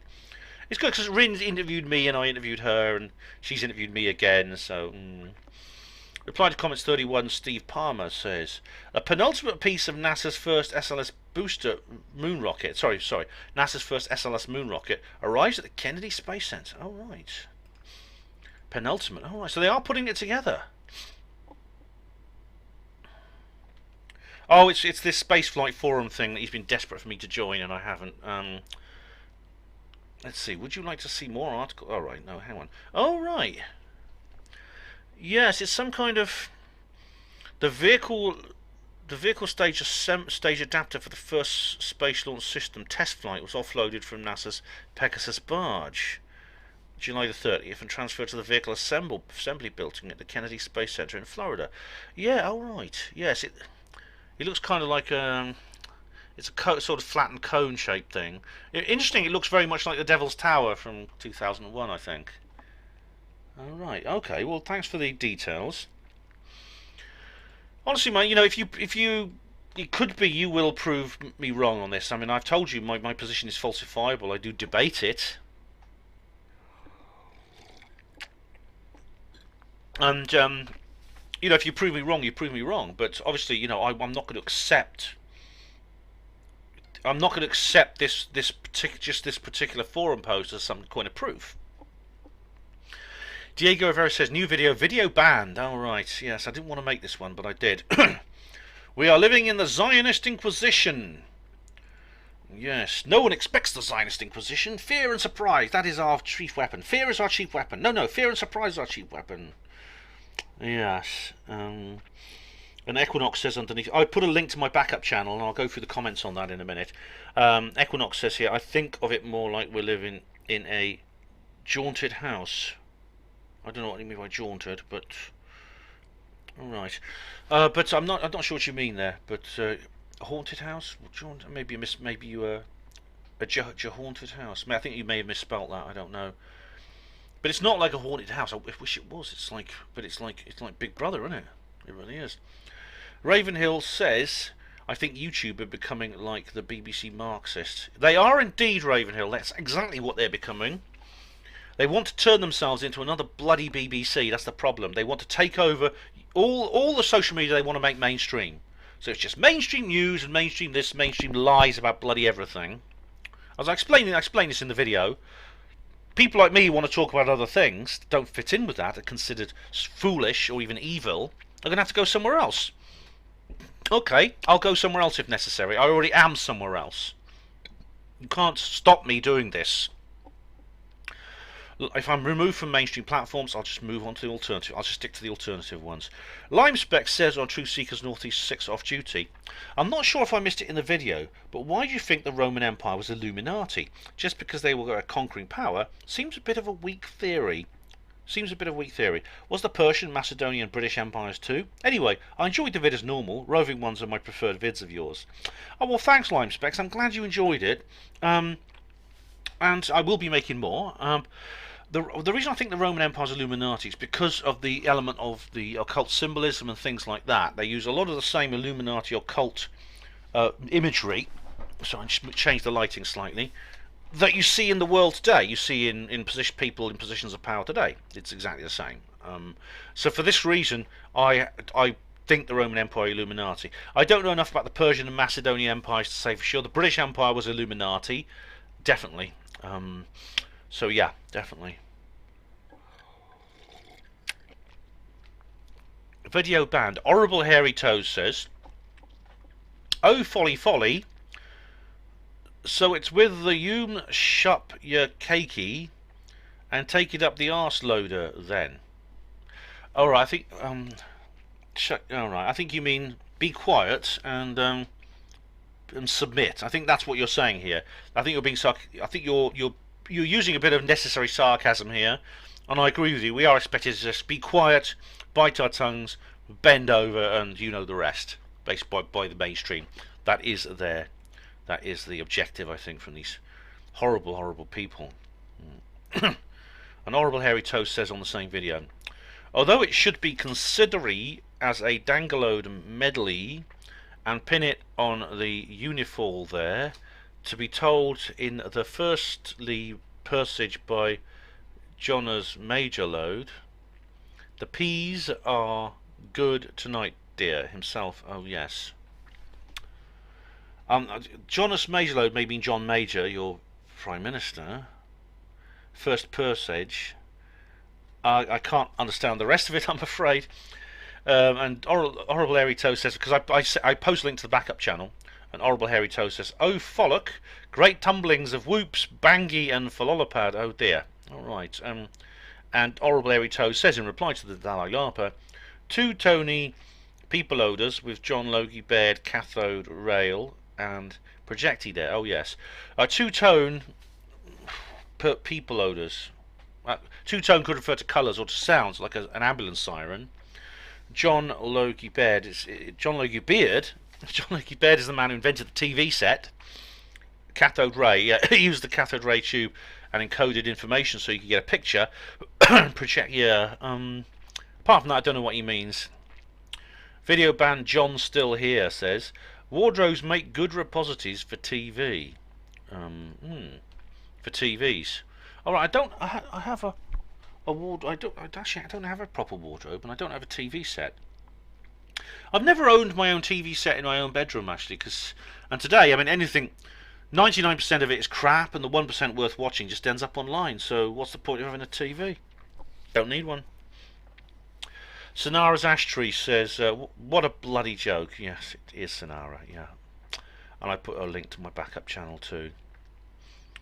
I know you believe you see things similar to me, Sonara. I know you believe that you have your own ideas about things like myself, and you believe that you should be able to express them freely, and you should. Redcap Goblin says on Video Band, "Fair and honest criticism is not racism. The fact they openly attack anyone for asking questions speaks volumes as to their true intentions. Be well, good sir." Yeah. Thanks, Redcap. Fair and honest criticism is not racism. Of course, it's not. Exactly not. I must say, I don't think the video that was banned was even critical as such. It was an analysis. It was simply an analysis of a question that often comes up within the conspirasphere. It's a question that's often addressed to me. People often approach me with the issue. I created the video that was banned because I wanted a point of reference where I could address these points, address the questions, and then say, "Look, I've made a point here. You can go here," and then you can always like get into a debate in the comment section of that if you like. Ravenhill says on Video Band, "YouTube is a far cry than what it was originally meant to be all about in 2005. Isn't it just, Ravenhill? It is. Back then, I mean, if I could look forward to the present day, I'd have gone, what the hell has happened? I know that YouTube has expanded, it's become much bigger than it was back then, but still, it's insane, it's absolutely insane." And Horrible Hairy Toes says in reply, "Oh, jubbly joyfuls these days. YouTube loader John Logie Beard, John Yogi Beard, or Baird, all cathode Rayleigh tubule, that's a reference to the TV being invented again, and personnel to you preferential has long since snuffed it out and gone to heavenly boil. I don't know what that the last is. That reference to dying going to heaven? I don't know. But interesting about John Logie Baird, he first got into, before he got into inventing the TV, he was actually involved in psychical research, and his interest in electronics came from what we today call EVP and white noise studies and things like that. You know, what do they call it? I forgot what they call it, where they actually use out of tune visual instruments rather like to detect, what's it called? I forgot. Oh God, I should know what it's called. But he got involved with that. He knew Oliver Lodge, and together they were devising spirit communications, electronic spirit communications devices. Oh yeah, what's the? Oh, I've got to look this up. There's a film called White Noise, which is really good. Really good film. White Noise. Yeah. A supernatural horror film, electronic voice phenomena. What's it called? It's something to do with. They call it something where it's not like EVP because it's got a visual element, but you know the thing. You know what I'm talking about, I think. Baird was involved with that. So the television set essentially was an offshoot of psychical research. John Logie Baird was actually a member of the Scottish Society for Psychical Research, and the TV was invented as an offshoot as work into spirit boxes. Video banned on Nelly on the Land says, "Ooh, what a palaver!" Yeah, as they say in Gone to See, what a blooming pickle. Video banned. War Babe at 1951 says, "This is disgusting, Ben. Try brand new tube, no censorship." Thanks. I put a link to the backup channel. I put a link to the backup channel on every comment made on this video. I don't have an account on brand new tube yet, but that's where I'm thinking of going next, because I've gone BitChute library. I want to go onto brand new tube next. I think that looks like the most promising. I mean, there were some that came and went. You know, they were around for a while and they vanished, such as PewTube and VidMe. And I was very sad when they folded. I mean, whenever one of these alternative sites shuts down, I always mark it with some kind of article or something or a video, because it's very, very bad when that happens. And VidMe in particular, I was very fond of, and I miss it badly. But you know, BitChute essentially is coming to fill the vacuum left by VidMe, and BitChute is thriving. It's really doing well. Styx Hexnammer did a really good video about BitChute where he says, you wait, CNN will have their own channel on there soon. Patrick Patel said on Video Band, "This is awfully terrible, and I'm so sorry to hear that happened to you, Ben. Grr, we're living in 1984 censorship society, innit? It is, yes. Thanks, Patrick. But don't worry, they won't stop me. But it's a bloody travesty. They deleted a video. There was nothing wrong with it, and they deleted it anyway. I can't appeal. I've got no recourse." Alien Biker says, "So sad to hear this, Ben. What happened to freedom of speech? People should be allowed to make their own minds up about your content." Precisely, Alien Biker. I am, like you say, I am a kind of classic liberal when it comes to free expression. I agree with Sargon of Akkad and people like that. I'm essentially a free speech absolutist. It's interesting that you never hear the refrain that was quite common just a few years ago. "Oh, come on, it's all right, mate. It's a free country, isn't it?" Like you say to somebody, if they want to be a bit sarcastic, usually they say, "Could I sit down here?" And they say, "It's a free country, isn't it?" or something like that. You never hear that anymore. No one ever uses it, because it's not a free country. It's become unfree, and I warned everyone, and people laughed at me when I warned them that this would happen, and it's happened. Oh. Percy Axton. Oh, here we go. Here's trouble. But I'm glad Percy Axton makes these comments, because it gives me a chance to demolish what this idiot says. Let's face it, Benny. Your video with little Larry should have been banned when you supported his threats of violence against a woman. Actually, I think it was a death threat. But anyway, you supported him, and said it was perfectly reasonable considering the circumstances. Well, what were these circumstances? Well, the woman in question was going to ask a question. Yep, a question. So for asking a question, or saying she would ask a question, she deserved the threats, according to you. Not your finest moment, Benny. Come on, Mr. Perfectly Reasonable, let's hear an apology on your knees. Oh, shut your mouth, Percy, you twat. Where do I start here? I don't think I even mentioned that in the video I did with Larry. And if I had, if I didn't mention it, it was an oversight. Firstly, I supported his threats of violence against a woman. No, I supported Larry's expression, his expression of intent to use lawful force in self-defense against anyone, not a particular person, anybody. It wasn't. He said I would put their windpipe through their spine, or their spine through their windpipe, which of course would cause death. So it wasn't. But you see, it's not a death threat. What he said was, I will jump if anyone harms my family. He didn't say a particular woman or a particular person. He says because someone said I'm going there to ask questions, and he said, if anyone harms my family, he'd do this. He didn't say if someone comes to me and asks me questions, a particular person, a woman, I'll jump off the stage and put my windpipe through her spine. He said, put her windpipe through her spine. I said, if anyone harms my family, I'll put their windpipe through their spine. I know it's an over-the-top way. It's an over-the-top. It's a hyperbole. But it was still lawful force. We know this. How do we know this? Because Larry is a free man. If Larry had done anything that you said here, he'd be in jail right now. Larry doesn't mind people asking questions.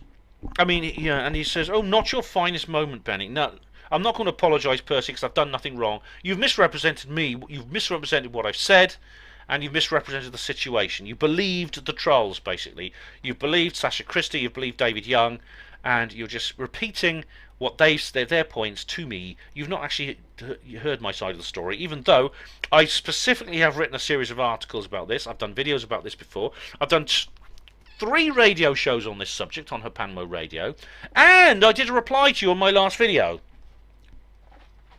You know, I'm within my rights to block you because of your behaviour, but I'm gonna give you the rope to bury yourself. I really am.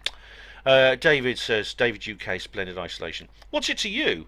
Why do you feel the need to take offence on someone else's behalf? Pretty pathetic and self-aggrandising, holding it over Ben as if he has to explain himself to you or anyone else. He doesn't at all. Oh, thanks, David. Thank you very much.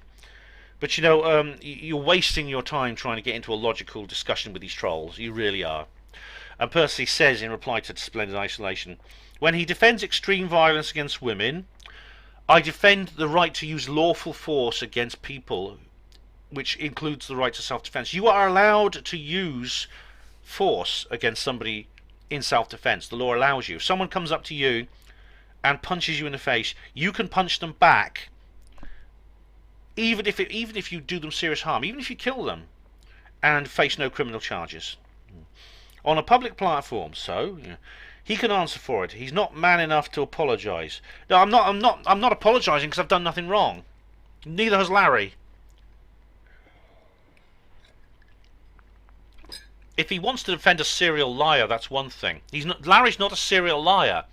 The lies that Larry supposedly told, the accusations of lying, are themselves lies. I've explained this in great detail. There's not one single thing these trolls have said which stands up to scrutiny. But to defend the man's threats of violence, no threats of violence, and say his opinion is perfectly reasonable, is an appalling thing to do. Violence against women is very real. Yeah, but is it violence committed by somebody or threatened to be committed by somebody who for some reason has never been arrested or questioned? He's never been charged. Yeah, do you understand? He's not even been questioned by the police on this matter. Don't you realise that he would be in jail right now if what you're saying was true? You're defending his right to support violence against women, are you? And you think that's perfectly reasonable? And I'm not self-aggrandising. Yes, you are, Percy. I called him out on it immediately after he posted the video a few years ago. He's yet to address his beliefs that violence against women can be condoned. I don't happen to think that can be it. And I didn't then, and I don't now. All right. You've used the word violence against women 4 times in this one statement. Larry has never specified anybody in his statement who he would use reasonable force against. Never. He didn't say whether it was a woman or man. He didn't say whether they were black or white. He didn't say whether they're tall or short, rich or poor. He said, if anybody threatens my family or harms my family. That's what he said. And who wouldn't? I mean, if someone has a family like children and someone's about to harm them or does violence against them, I mean, who wouldn't use force against that person? I mean, apart from my own dad, unfortunately. But I've been through that. David says in reply to Percy Axton, no, and I'm not agreeing that Ben promotes actual violence. Thank you, David. So there's that. The thing is, your opinion doesn't cut, and Ben doesn't have to answer to you or anybody else. Surely you realise this. You should. Percy Axton says, splendid isolation. You need to look at it yourself. The casual way Benny dismissed the threats was gross and nauseating. Look, if you find something gross and nauseating, that's a subjective feeling on your part. I'm not responsible for your fee-fees. Right? If you're triggered by anything, you deal with it.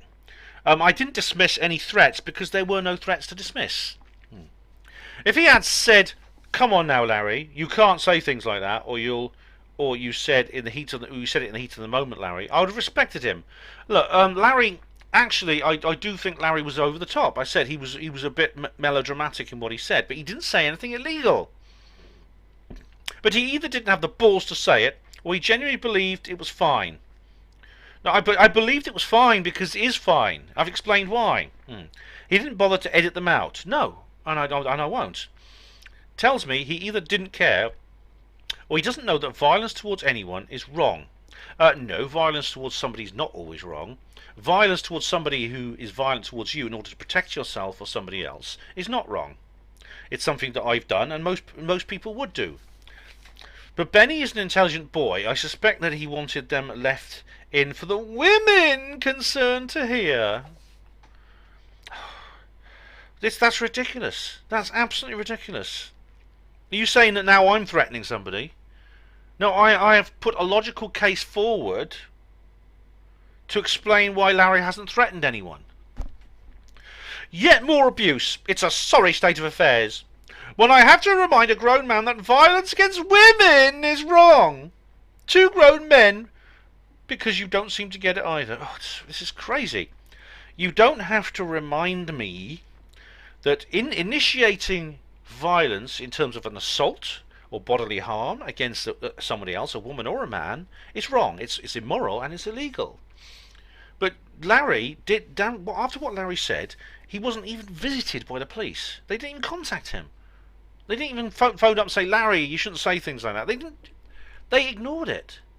Even though apparently the person concerned made a complaint to them.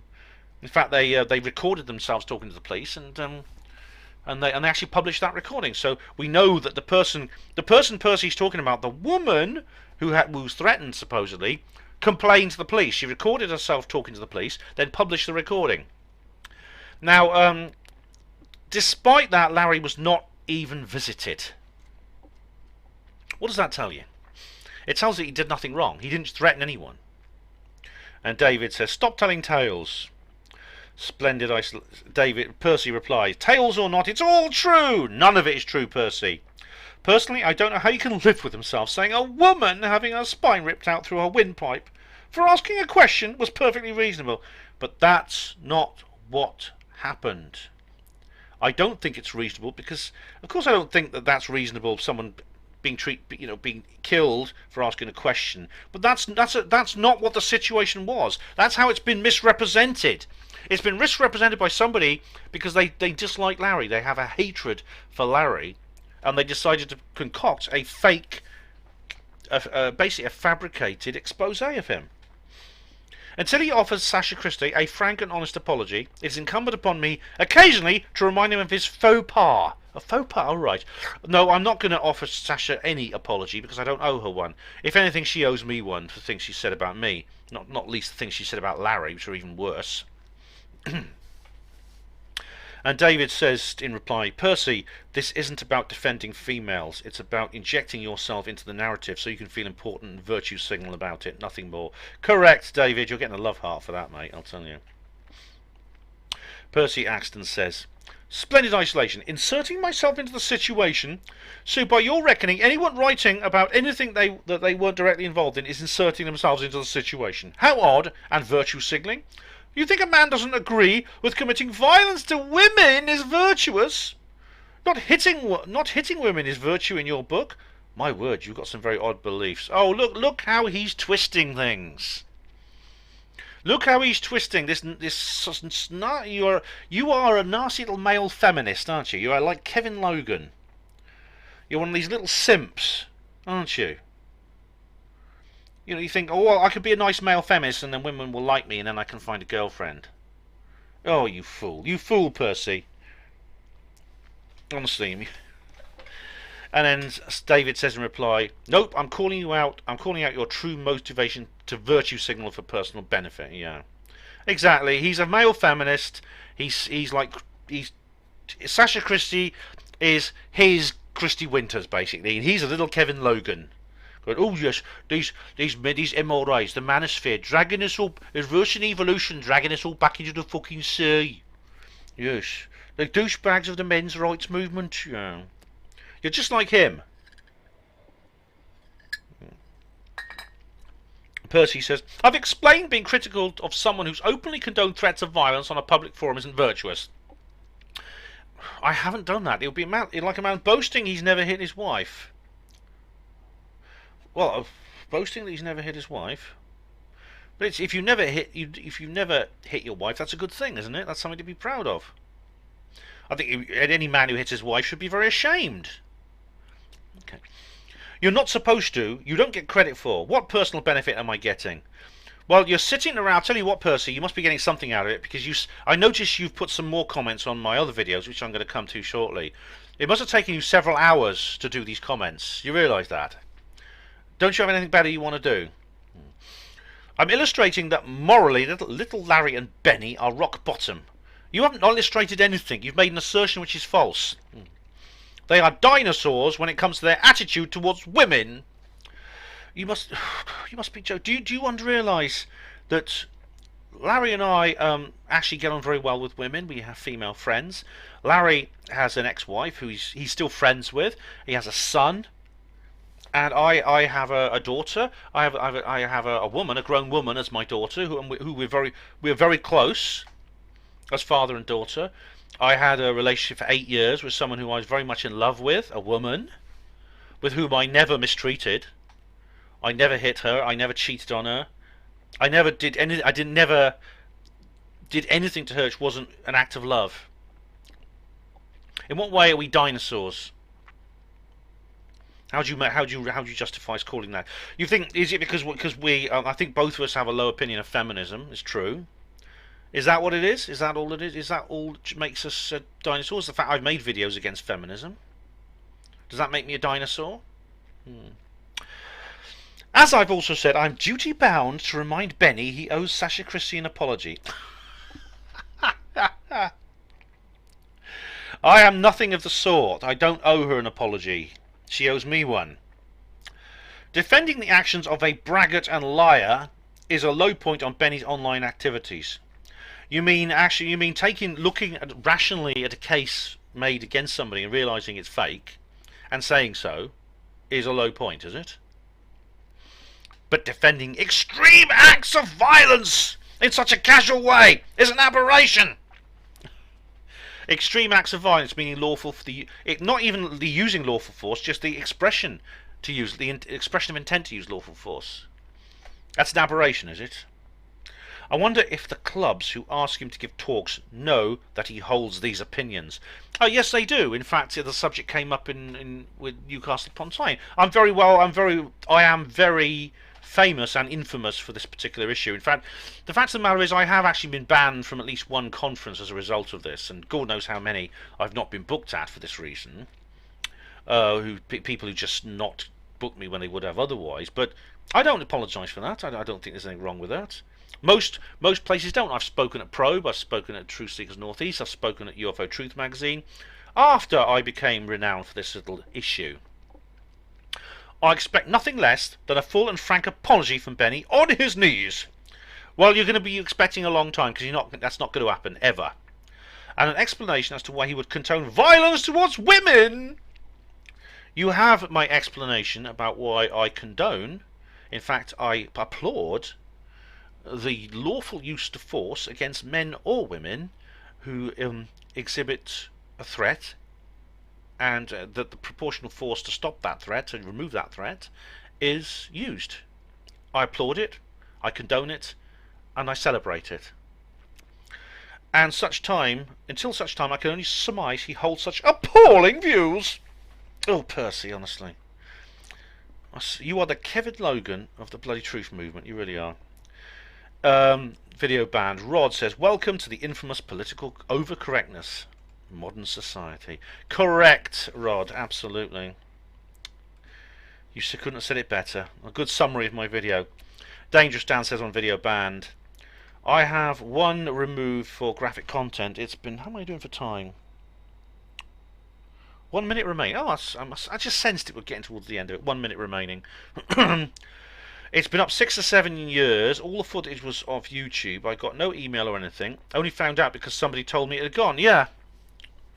They say they send you a notification. I had absolutely nothing at all. I go to Gmail. I'll just double check my Gmail now. Let's have a look. There's nothing on primary. I've just got some. All I get is notifications for comments. I had a copyright notice on the Apocalypse video, because even though I stressed that it qualifies as fair use, I still had a bloody copyright notice claim on it. So it's I got a third-party strike. I actually put up a. I should point out I put up a community notice. Let me read that out because I didn't record it. Let's go to my channel.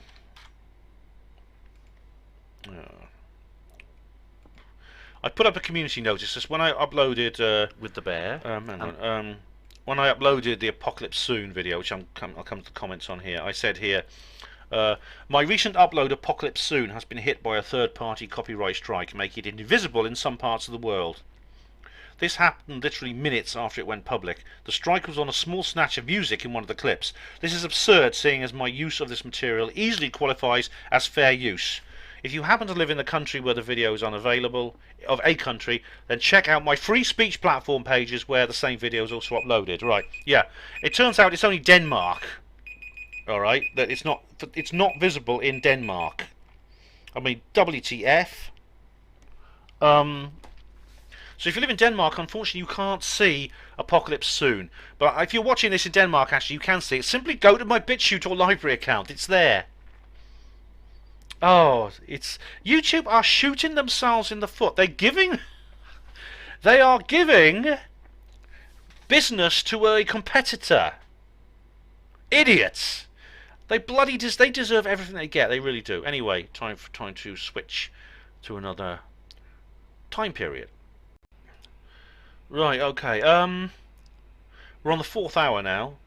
I can't believe I'm actually believe it or not, I think this might be the last hour. I mean, I'm coming close to the top now. How about that? So E.T. says on Video Banned, I've had numerous warnings and pics deleted on Instagram. Welcome to 1984. Yes. Yes, indeed.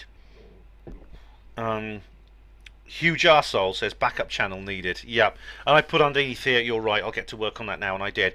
So I thought it was Barty's Den. It was actually Huge Arsehole who actually said it. But basically he reminded me of something that other people have said to me before. And something I've been thinking about for a while, that is having a backup YouTube channel. I mean, I have as you know, I have one of my alternatives basically our BitChute library now, but it's worth having a second YouTube channel. Just if only to let people know if my main channel disappears, so I can contact them and I can say, look, my main channel's disappeared. So a Video Banned. Jim Fetzer says, no, sorry, he's not commenting. No, videos from the underground comments about Jim Fetzer. If you're if you've ever filmed Jim Fetzer, you know what it's like to be banned. Instead of X's, she'd call them Wii's. I think that's code for something. You could always say you were talking about trees. Chances are a bot caught you. Yeah, I mean, the bots obviously aren't very intelligent. The video itself was about a certain racial group, and I used the full proper name for that racial group, but the video wasn't active. It wasn't hateful. It was a video about them, but it wasn't hateful. Simply mentioning as a certain group of people doesn't mean you're hateful for them. But unfortunately, the AI system on YouTube can't tell the difference. Now, it's interesting. I was watching Sam Harris. I think I might have brought this up in the video banned. He did an interview with Dr. David Deutsch, who's an AI expert, and it appears that people who are researching artificial intelligence have hit a ceiling. It seems there is some kind of development ceiling, and which is that there seems to be a limit on how intelligent they can make AI.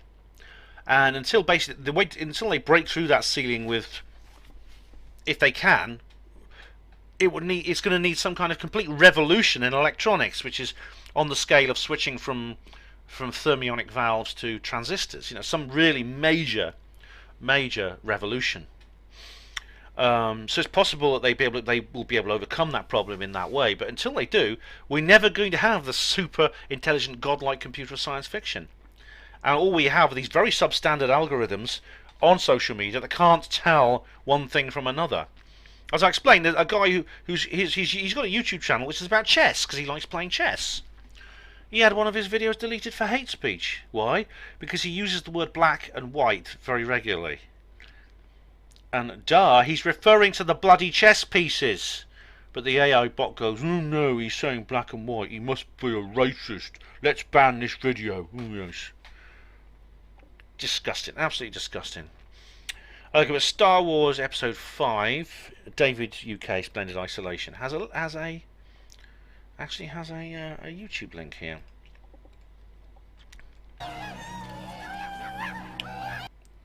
Incestual realization of Han Solo. What's that? I'm sure Luke wasn't on that thing when it blew. Oh right, yeah. No, it's what it is. Han is relieved actually because he finds out that Luke and Leia are a brother and sister. Because there's a bit of rivalry between them, isn't there? I mean, it's a bit of a love triangle. I mean, it's not a malevolent one, but it comes from the very beginning of when the three characters get together. There's a kind of love triangle. Because Luke, who doesn't realise Leia is his sister, is attracted to her. Han is also attracted to her. Leia, of course, is attracted to Han, but Luke is always a little bit kind of, I don't know. He's kind of like the hanger on because he likes Leia as well. He's rather like you sometimes get this. You get like if you and a woman are like getting keen on each other, you might get this bloke hanging around. Usually a sort of younger guy who's awkward with women, who just hangs around to see if he can move in at some point. And Luke is like that, but it doesn't affect their friendship. I mean, Han actually says, this is from Return of the Jedi. All right, he says, if you two want to be together, I won't stand in your way. Luke's too good a friend to lose for the sake of some bird. And Leia turns to him and says, it's all right. Luke's my brother. And Han goes, all right, and everything's okay. Ed Kaler says, video banned. Isn't BitChute run by a tribe member also? I'm sure they will call in a favour soon or be banned by Ofcom or something. Yes, Reg Vahey is actually he is actually a member of the tribe. I think it's Cherokee. Yeah, I've seen him with his tomahawk and the feather in his cap. I don't think that the chieftain of the tribe is going to call in any favour from him, because he's his own man. He doesn't necessarily go along with that. I mean, he's an ordinary guy. Actually, comes from Newbury. Being banned by Ofcom. Now that is a problem, because at the moment the so-called anti-fascist organisations like Hate Not Hope, as I call it, they call themselves Hope Not Hate, but they're Hate Not Hope, are petitioning Ofcom to get BitChute links banned from social media. So if you post a link on social media, they won't accept it. And I know from talking to people in America That actually happens. That's already happened in the States. You can't post BitChute links, but they're getting around it. Stix has it. All you do is you just put in a relay, which means you just like get a WordPress account or something, and just you post a link to a WordPress article. In the WordPress article, you just have a link to the BitChute video. All Facebook and Twitter know is they've got a link to a WordPress article. They don't know what the content of the article is. So you can outwit this artificial intelligence quite easily because it's not very intelligent. In fact, I do that already with my HPANWO pages, because you know what? Facebook have banned my HPANWO pages. I can't post them. I can't post. They say it's because of spamming and deceptive practices, but of course the real reason is that it's censorship. So what I've done is I've set up a WordPress blog called it's called HPANWO Extra, and I just copy the links onto there and I just share them on Facebook and say, sorry, Facebook has banned this link. Could you click here to see the article? Game, set, and match Facebook. Splendid Isolation says on Video Band, YouTube heroes, more like telltale troublemakers. Yes, indeed, exactly. They're rather like, I think they're a bit like Percy Axton, basically. YouTube heroes. Star Wars Episode 5 in the cinema. Gary Robinson says, hey Ben, the reason that Lucas didn't direct Empire Strikes Back was because he was too busy overseeing the production and running Lucasfilm, which by this time had become something much larger than he had originally intended. He chose Irving Kershner as he was one of George's professors at UCL Film School back in the 1960s. Oh really? Oh, I see. I didn't know that, Gary, but that's interesting to know. All I can say is Kershner did a damn good job, and in fact I think Lucas couldn't have chosen a better director. Same video, Gary Robinson again says, a little bit more Star Wars trivia for you, mate. One of the reasons they cut most of the Wampa footage was because it looked so bad. If you look at the deleted scenes, you will notice it's just a man in a really bad quality suit. The version of the Wampa in the movie you saw was in fact a man in a suit, but done 20 years later with better tech. Also, mate, Boba Fett did speak in the original version of Empire Strikes Back. He just spoke in a different voice. Yes, I actually found that out, Gary. I made a mistake there. I went home after I watched the video at the cinema, and I looked up the various changes in the film. And Boba Fett did speak, but he has a different voice. But then they give him...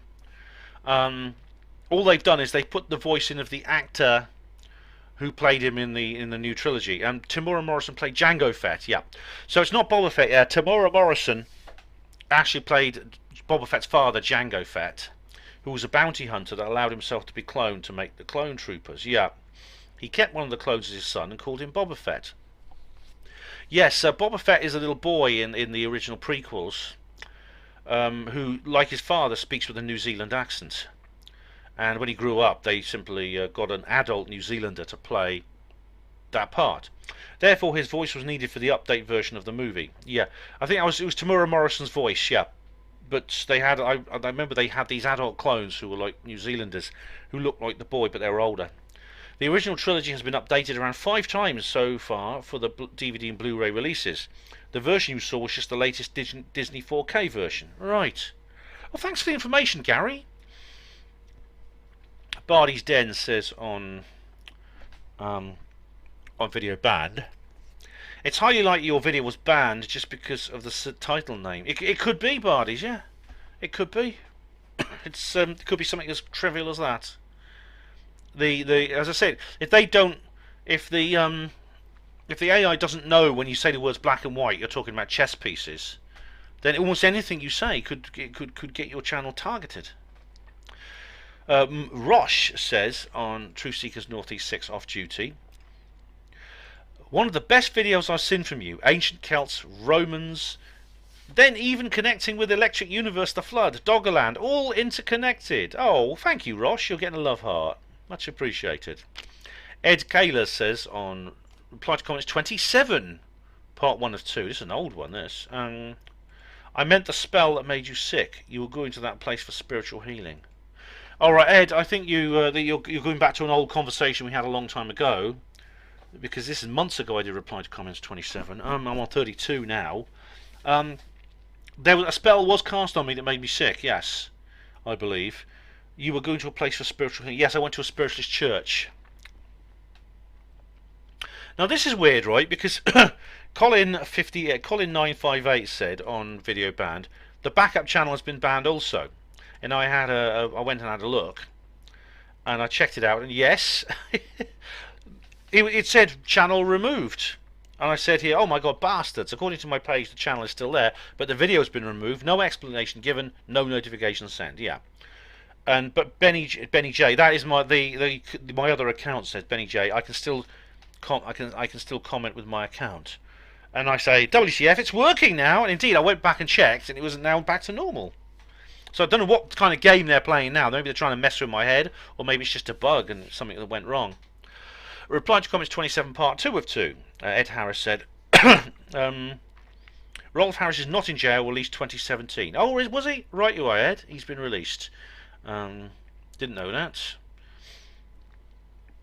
Reply to comments 26 part 1 of 2. Ed Kaler says, this Steve Mumbling guy is relentless, lol. He is indeed, Ed. I mean, he's been commenting all that time. You're going through all my old comments reply videos, are you? Douglas Barter's Legs says on Emlyn-Jones Live Truth Seeks Northeast 6. Nice to see you, by the way, Douglas. Nice to see you again. Nice vid, Ben. You need to start marketing those COVID 1984 masks. Book and mask deal. Yeah, I could do. Although I'm not. They're not that good, are they? They're sort of like I just cut them out of an old shirt with scissors. I don't know how much I could charge for them. Tom SBTV says on Woolwich Foot Tunnel. I used to have to walk through this tunnel north. I used to have to walk through this tunnel northwards at 4 in the morning to get to work. For a good 6 years ago, the lift never worked. Unfortunate times. All right. Tom, did you ever see anything weird like ghosts and ghoulies and things and long-legged beasties or things that go bump in the night or anything when you were there? I mean, 4 in the morning is like, yes, 4 in the morning is spooky. It's the witching hour, isn't it? Yeah. Equinox says on History of Exopolitics webinar. That was a great overview. And nice attention to detail. Oh, thank you very much, Equinox. You're getting a love heart. Thank you very much. That's much appreciated. Reply to comments 26, part 2 of 2. Ed Kaler says, may I ask a personal question? Are you an abductee? Yes, you may, and the answer is I have no memory of any experience that would lead me to think I was an abductee. However, that mark on my arm, I talk about it. I've talked about it before. There's something in there. It's something that's giving off radio pulses, and I don't know how it got there. I've got no memories of how it could have got there. It's a really strange thing. Apocalypse soon. This is my most recent video. HQCom S65 says, something is coming, Ben. I can feel it. Yeah, me too. Me too. With all the bloody 2012 and millenniums and Kali Yugas, yeah, definitely. Patsy Ballantyne says on Apocalypse Soon, very informative, thank you, Ben. Oh, you're welcome, Patsy, much appreciated. Are you the same? Oh, I think I know you. Are you the person I know from Probe? No, you're not. No, sorry, I don't recognise you. So I thought you were someone else. Patsy Ballantyne also says on Apocalypse Soon, the 111th Pope. Oh my, yes, that's Pope Francis is the 111th Pope, after the Pope who was in place when St. Malachi went to Rome and had the vision. Oh, it's said basically 111 popes, then that's it. The church will fall. When the church falls, it's the apocalypse. Apparently, Apocalypse Soon. Hatchy says, Ben, we are definitely at a strange time in history. The forces of evil and the deeds they do on the planet are being exposed. Yes, dangerous times ahead for all. On how it's played out. Yes, that's absolutely true. That's exactly the situation we're in. Hatchy, thank you. Patsy Ballantyne says on Apocalypse Soon, historical usage of apocalypse comes from the Greek apokalypsis, meaning uncovering, a derivative of the verb apokalyptien, which means to take the cover off.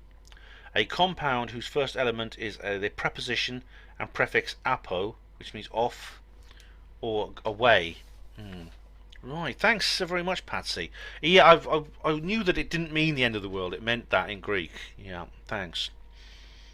Solstice says on Apocalypse soon. Time to go off grid. Time to go off world, I'd say. Same video, BM 2018 says.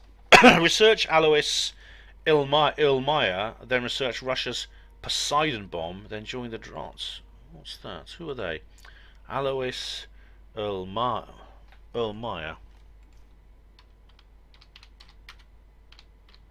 Ilmaya, who is this? Oh, who is this? Alois Ilmaya. There we go. Oh, it's a German thing. I don't know what's in German. Let's have a look. How do I translate this bugger thing? Hang on, translate. Why didn't it? It's an auto translate. Or Google Chrome auto translates. I'm just gonna open this in Chrome because Chrome has an auto translate function. But it's only, there's nothing here in English. It's a Wikipedia page in German. But what's the Poseidon bomb? I'll wait for bomb. Poseidon bomb. Oh, there's more stuff in bloody German. Come on. Right.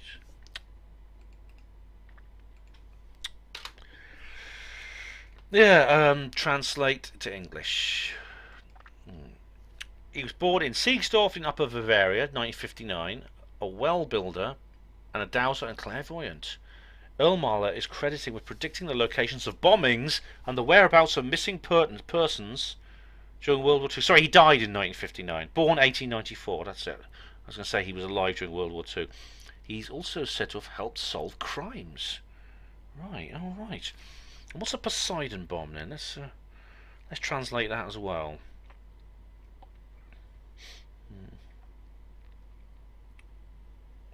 Poseidon bomb. Suchen!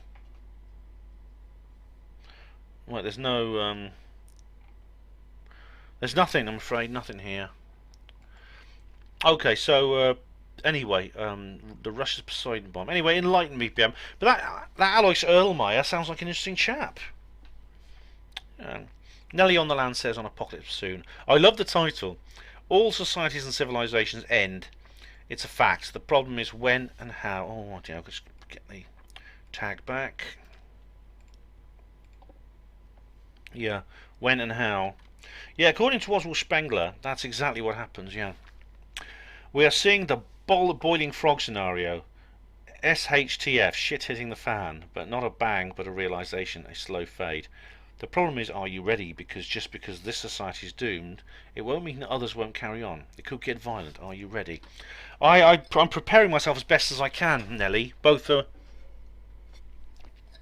mentally and physically. But I think what could happen is something extremely unexpected.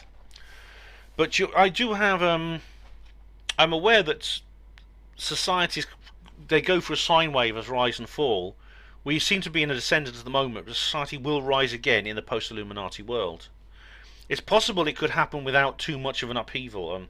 Probably not, but it's something I do hope for.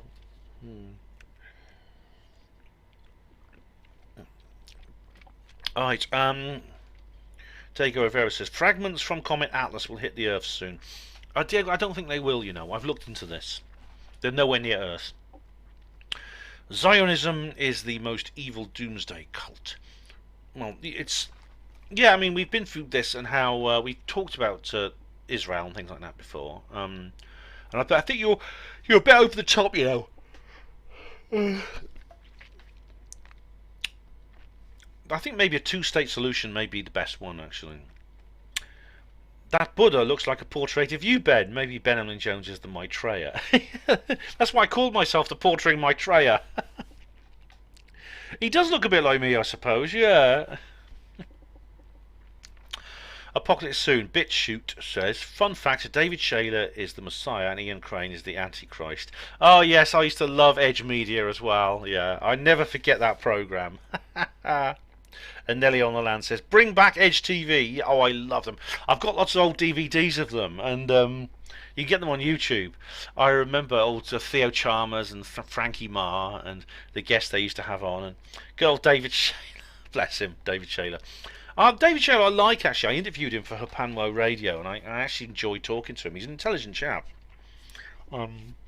But I mean, I don't think Ian R. Crane is the Antichrist. See, it's David actually. Frankie told him to shut up, so you can't say that on air. You know, he could sue us for this. Ian is not. The thing it was to us. Oh, Crane means a skull, says David. So that's why Ian Crane is the Antichrist. Ian is not the Antichrist unless he's kept that very quiet, I must say. Yeah. Faz40 says on Apocalypse Soon, I believe the rapture is imminent and World War III and Prince William is the coming Antichrist and Armageddon 2027. Funny thing about Prince William, he's born on the summer solstice, wasn't he? Yeah.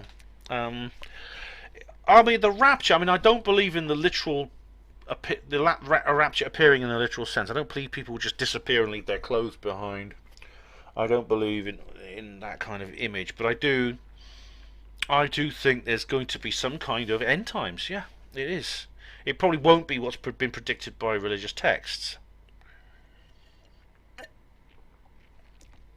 Same video, S. Jaddy says, yes, it's happening now. It means to reveal or something like that, and everything has been revealed now. Yes, it is. It could be the age of Aquarius. You know, apparently the age of Aquarius is where things, because we're moving from the age of Pisces, where secrets are easy to keep. In the age of Aquarius, it's more difficult to keep secrets. Yeah. Andy G3 says on Apocalypse Soon, nothing is going to happen. All these cultures that predicted it in the past, and naff all happened. Not true, Andy. The Mayan civilization post-predicted, if you want to call it that, because they didn't know about it, that the changing of the start of the fifth sun would begin on August the 17th, 3114 BC. Now, something did happen then. I mean, there was a transformation across the world, which led to the rise of the first historically recognized old civilizations, Egypt and Mesopotamia. Yeah. And David Splendid Isolation says, add your own prediction to that list. Oh, I can't wait to see your face, Andy, when it all kicks off, I tell you. Nothing as it seems says, I'm partial to voices of reason, especially in times of chaos. Thanks, Benny. Oh, you're welcome. Nothing, you're very welcome. Oh, and underneath, Nothing also says, Messieur, Cinema Mur, Mortimer. Nothing as it seems. You're starting to sound a bit like Horrible Hairy Toes. Are you using? Have you picked up his language? Oh, and speak of the devil, Horrible Hairy Toes says, more great tumblings of Whoops Bangy, and Folopad. Oh right. I think that's. You could describe my video a bit like that. Yes. Apocalypse Soon, Darren Retro says, the studio version of a live lecture is much easier to view, listen to, than the ones filmed while you're at events. Sound quality, visuals much better. Maybe that's the way forward. And Monopod BS says, I totally concur. Yeah, I mean, I've done studio versions now, I think, of most of my talks. The exception, I think, being the BBC one. And what's the other? I don't know. But the thing about it is, I have to redo them every so often. And the thing about this, when I was revising the new zombie talk I did in Newcastle, I realised that the 2015 one was out of date. That I changed my mind on some of it, and new information had come to light. So what I'll probably do, the same with the Skeptic one as well. I did it in Newcastle. So what I'll probably do is, the Truth Seekers Northeast 6 one will have to be the lecture of record from now on, not rather than unless I do a new studio one, which seems a bit pointless. Apocalypse Soon says, why don't you interview your mate Bassett and tell us all exactly how you would expect a fake alien invasion to unfold? Steve mumbling, I've done exactly that. I've interviewed Steve Bassett, and the interview's on this channel. It's one of my UFO disclosure videos. I can't remember which one, but which one was it? I don't know. It's one of them. The devil with all these science fiction stories is in the detail. Yeah, I agree. Let's have all the details. You do. I've described them. I did a bloody response video to you. Steve, I'm going to do another one. My next video, one of my next ones, maybe not the next one, but the one after, is going to be a reply video to your Space Force video. I'm going to do that.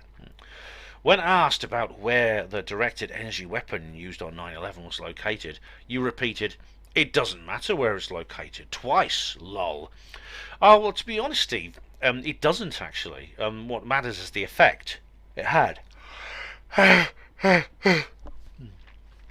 As you seem confused as to what constitutes an extraordinary claim, I'll give you an example. The Twin Towers were brought down by a directed energy weapon. That's an extraordinary claim. No, it's not. It's a claim. It's a claim that requires evidence. The extraordinary evidence required to back that up would be details of the weapons used, who made it, where it was located, who installed, tested and commissioned it, who operated it, specifications of the manufacturer, etc. Without any of this extraordinary evidence, there is none whatsoever. It's just a science fiction story. The evidence to support the official story is truly overwhelming. No, the evidence to support the official story is non-existent. The evidence which you call extraordinary, let's go through these questions. Where is it located? I don't know. It doesn't matter. Who installed it? That's important for a criminal investigation, but you need to work out what happened before you come on to who did it. Same with commissioning and operating it. Specifications from the manufacturer can be found in Dr. Judy Wood's book and the work of John Hutchison. And Steve Mumbling says, again, no answer to the question. How do you guys expect a fake alien invasion to unfold? What do you think would happen? What are the details? Do you ever ask yourself why you will never answer any of my questions? Steve, I have answered that question. I think I actually answered that exact question you've just asked in one of my reply videos to you.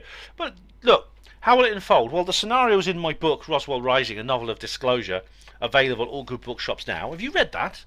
Because there's a scenario in it where I explain how it could happen. What I suspect will happen is that there will be, firstly, more and more reports of UFOs in the media, and then, just to prepare the ground, and then large objects will appear in the sky. Now, some of these will be man-made and some of them will be holograms.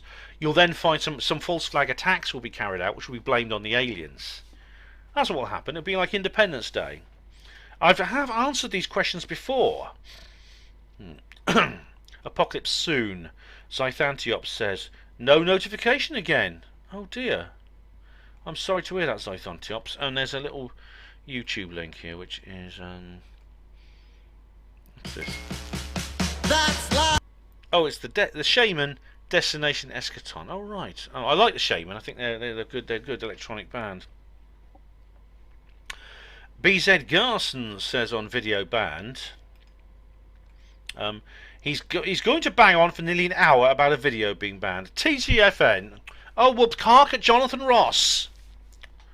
Oh, I suppose it's better you posted that then. I watched this video all the way through, and I think my time has been wasted. Yes, I'm so annoyed. I'm going to watch it all the way through again to get even more annoyed. So that's what I usually get from people like you. Apocalypse soon. Monopod BS says, well done, Mr. Ben. You bring together some excellent ideas and material and thread it all together in a very effective manner. Please do more presentations in this kind of interest-grabbing and flowing format. Oh, thank you very much, Mono. I will do my best. Apocalypse soon. Patrick Patel says something is definitely brewing. I feel something terrible is going to happen. I do too, Patrick, but it'll be terrible, but it'll also be wonderful. It needs to happen. And Patrick says, studio version sounds good, crystal clear. That's good news. Thank you very much indeed, Patrick Patel. And and he also says on the same video,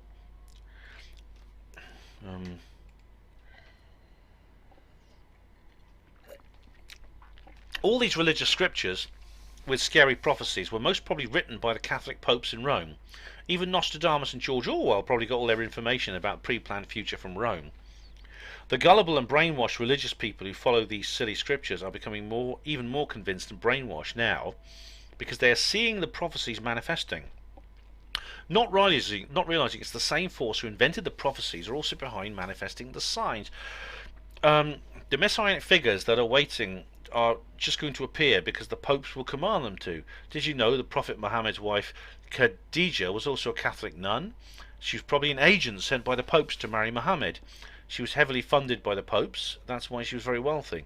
The plan is for the Messiah to unite all religions by creating a new one world religion. That's interesting, Patrick, and I have heard about this sort of thing before, and I should have brought it up in the video. Maybe I'll bring it up in a future video, but I didn't know that about Muhammad's wife, that she was a nun. But yeah, the idea that there's going to be some kind of fake rapture involving all this, various special effects and individuals and actors playing roles that you'd get on a real rapture, is one that I've heard before, and it really could be. I mean, the funny thing is about in the Second Coming, a lot of people accuse Stephen Baxter of being fake. It's quite interesting. But you know, they could do that. They could actually try to create a scenario exactly like that as an alternative to the fake alien invasion. It would probably work with a lot of people. A fake Messiah, a fake Second Coming, yeah. Some bloke, there's an actor, and they put light down into a football stadium and things like that, yeah. Same video, Patrick Patel says, this is a plan, Ben. They are telling us, can we feel the New World Order progressing? I should point out actually that despite what you said, the Jacksons, can you feel it? Oh yeah, I like that one. Can you feel it? Can you feel it? Yeah, I know what you mean. I should point out that despite what you said about scary prophecies, or even though the details of the prophecies don't add up, I mean they contradict each other, let's face it, they're based on something real. The end times is a real phenomenon, it's something real. Yeah, definitely. Video ban. Charles Scott says, discussing other people's point of view on Jews is not hate speech. Perhaps it is hate speech if you agree with a point of view that's supposedly hate speech without strong evidence to back it up.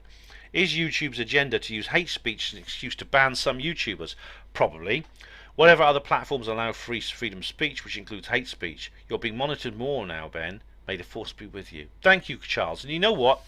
Yes, it is. I don't think it is hate speech to discuss points people raise about racial issues. I don't think it is. I think we should analyse these things. We should see if they stand up to scrutiny.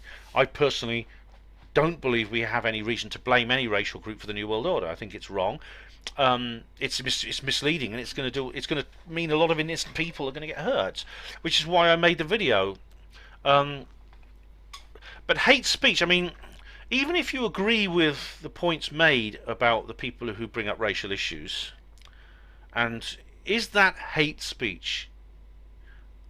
I mean, it could not be. It could simply be, well, you know, I'm not feeling hatred. It just happens to be that this particular group of people are being manipulated to play a certain role by the powers that be. I happen not to believe that. Yet, even if I did, would it be hate speech?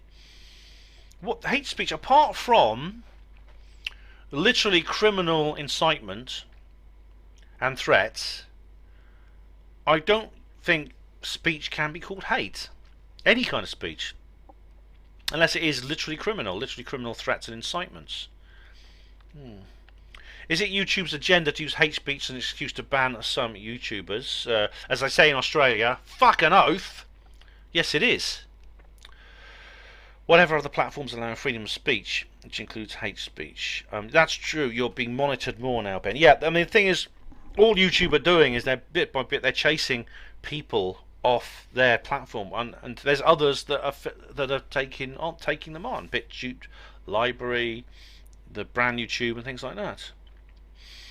I think, obviously, I have had my card marked. I mean, it's not just because this video was banned, but because of the shadow banning that I've been hit with. May the force be with you too, Charles. Sue Hayward Tonkin says on Apocalypse Soon, that was fantastic, Ben. I loved it. Thanks, Sue. Much appreciated. I hope you're doing well down in the land of Oz. Lemsip says on New Mural in Oxford, there is a Bohemian quarter in most cities in large towns, also called Muesli Belts. In Cardiff there's Pontcanna and Roath, but Splot tries to be as well. Oh, really? I didn't know that. I mean, it's true. I think you do tend to get Bohemian quarters. Some people say that some cities and towns are actually entire Bohemian quarters, like Portland in Oregon, USA, is said to be one of these. Brighton, I think, is a bit of a Bohemian city. But I didn't know that about Cardiff, yeah. Muesli belts. I like that. Muesli belts. That's brilliant. Emlyn-Jones live at Truth Seekers Northeast. Charles Scott says, I was unable to go to Truth Seekers, so I'll have to watch this. See the start of this video. Thanks for the nice scenic walk. Oh, you're very welcome. I love doing that little stroll through the parks, the university parks. Same video. This is Truth Seekers Northeast 6 off duty. Charles Scott says, I recognise Richard. We still haven't done a pub crawl around Ponteland. Interesting explanation about Rockhart. Always wondered their purpose. Good off-duty outing in the land of the free and the land of complicit Illuminati of the complicit Illuminati puppet. Oh, thanks, Charles. You know what? If you live in the area, come along to Truth Seekers Northeast. Join. I'll introduce you to Richard. Oh, we've come to the end. We've come to the end of the channel comments. Okay, I'm going to go to the backup channel now. Here we go. Right, where's the backup channel? Okay, so I'm logged in on my new account. Okay, so Horrible Hairy Toes says, I'll go to the bottom and I'll start at the bottom. Israeli Diego Vera 2 Genius 2 says, Israeli Diego Vera 2 Genius 2 says, you will never take our freedom. Free Ben Emlyn-Jones and Russell. Oh, thanks. That's the first comment I ever had on my new channel. David UK Splendid Isolation says, it's great you're diversifying, Ben. Diversity is our strength. Yeah, oh, thank you. Yeah. Well, in this case it is, yes. Alien Biker says, now that's called spreading the word. Nice one, Ben. Thank you very much. Oh, thanks, Alien Biker. Patrick Patel says, thanks for the link, Ben. You're very welcome, Patrick. Thanks for joining me over here and subbing. Patrick Patel says, subscribe. Thank you very much, Patrick. Patrick Patel says, Max Egan did a backup channel too. Yes, he did, and he's very wise too. I actually follow him on BitChute. I don't bother with his YouTube stuff because it's just so many of his stuff gets deleted. It's just not worth it. Any link you share from YouTube, for example, any place you go on there, any link you share, anything you do, you can't rely on that link remaining. You can't rely on any video you bookmark being there when you look at it again the next day. The solution is simply go to BitChute and follow Max Egan there. I mean, I follow a lot of people there simply because their YouTube accounts are so unreliable through no fault of their own. Ed Kaler says, nice backup. Thanks, Ed. Thank you very much. Horrible Hairy Toes. Oh, you are over here too. That's great. Ah, so after the great tumblings of Whoops, Bangy and Philolopad, we have Two Tony double bindy downwards with the John Logie beard, cathode ray and projecti there. Oh yes. I don't know exactly what that means, but I know you've used that language construction before. And I'm glad you're over here, Horrible. Professor Fez says, is that you working on the Antonov AN225 TAMS timestamp? What's this? Hang on. Oh, timestamp 1320. Let's have a look. What's this? What's this? Oh. A long day shouldn't stop you from showing up. Got blue. 1320.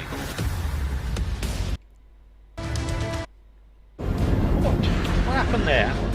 I was trying to mute the bloody thing and it just flicked that one. There we go. Whoops. Oh, well, I'll go on. Sorry, I've got ads again. Sorry, one moment. What was the timestamp again? 1320. Right, I'm nearly there. 5 seconds to go. 16, 17, 18, 19, 20. Oh, that's not me. That's not me. It looks a bit like me, I know. What we're showing two engineers who are working on this big aircraft. No, that's not me. That's not me, I swear. Okay, guys, I'll just double check. And let's go to YouTube. I'll just get a blank YouTube because I'm going to go back to. Oh, God. Oh, what am I doing here? Hang on. Oh, bloody thing. YouTube. Yeah. Right, okay, I'll go back there. Anyway, I'm going to go to BitChute now. I'll get rid of that. Go to BitChute comments. All right, now I've got a list of them here. Oh, I've got some other things I've got to go into as well. Oh, I had an email from somebody I said I'd read out on this channel. Oh, actually, I shouldn't actually, because this is a private conversation from somebody. Oh, it's a private conversation from somebody who comments on the videos, on my videos, and tends to back me up against Steve mumbling, and is talking. And it's just a private. We're discussing privately behind Steve mumbling's back exactly how to deal with him. Yeah. Okay. So I won't read that out. Sorry. I don't know why I put it in my notes. I'm sorry about that. I didn't read it anyway.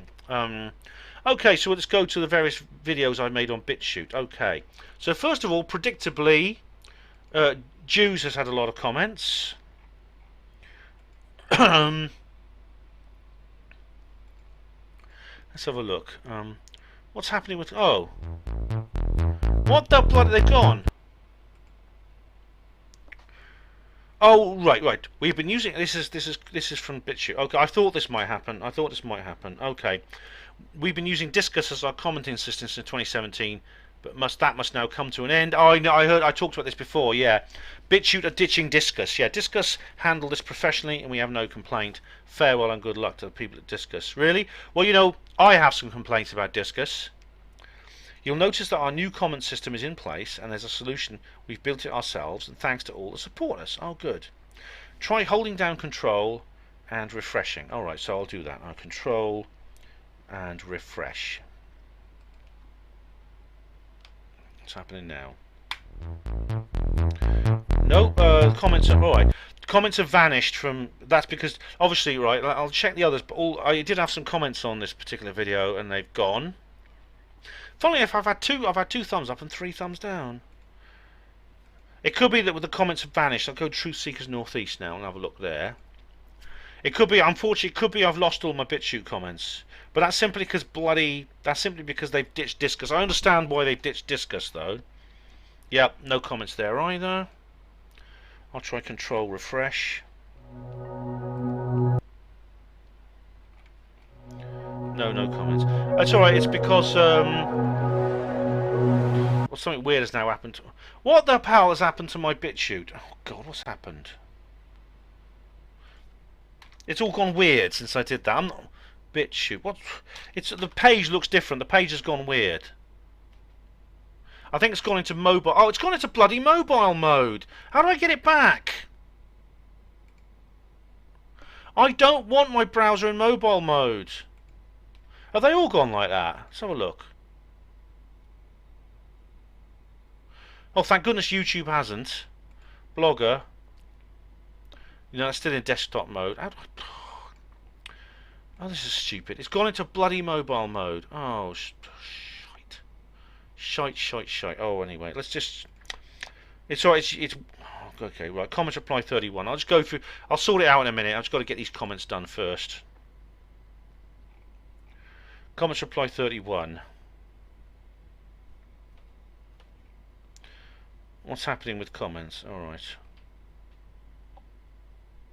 I'm going to try it again, see if it goes back to how it was before. For some reason, when I did, oh, good, it's gone back to no, it hasn't gone back to desktop mode. Well, it's not that different actually. I think I can live with it if it stays on this. Maybe that's how BitChute's going to be from now on. I don't know.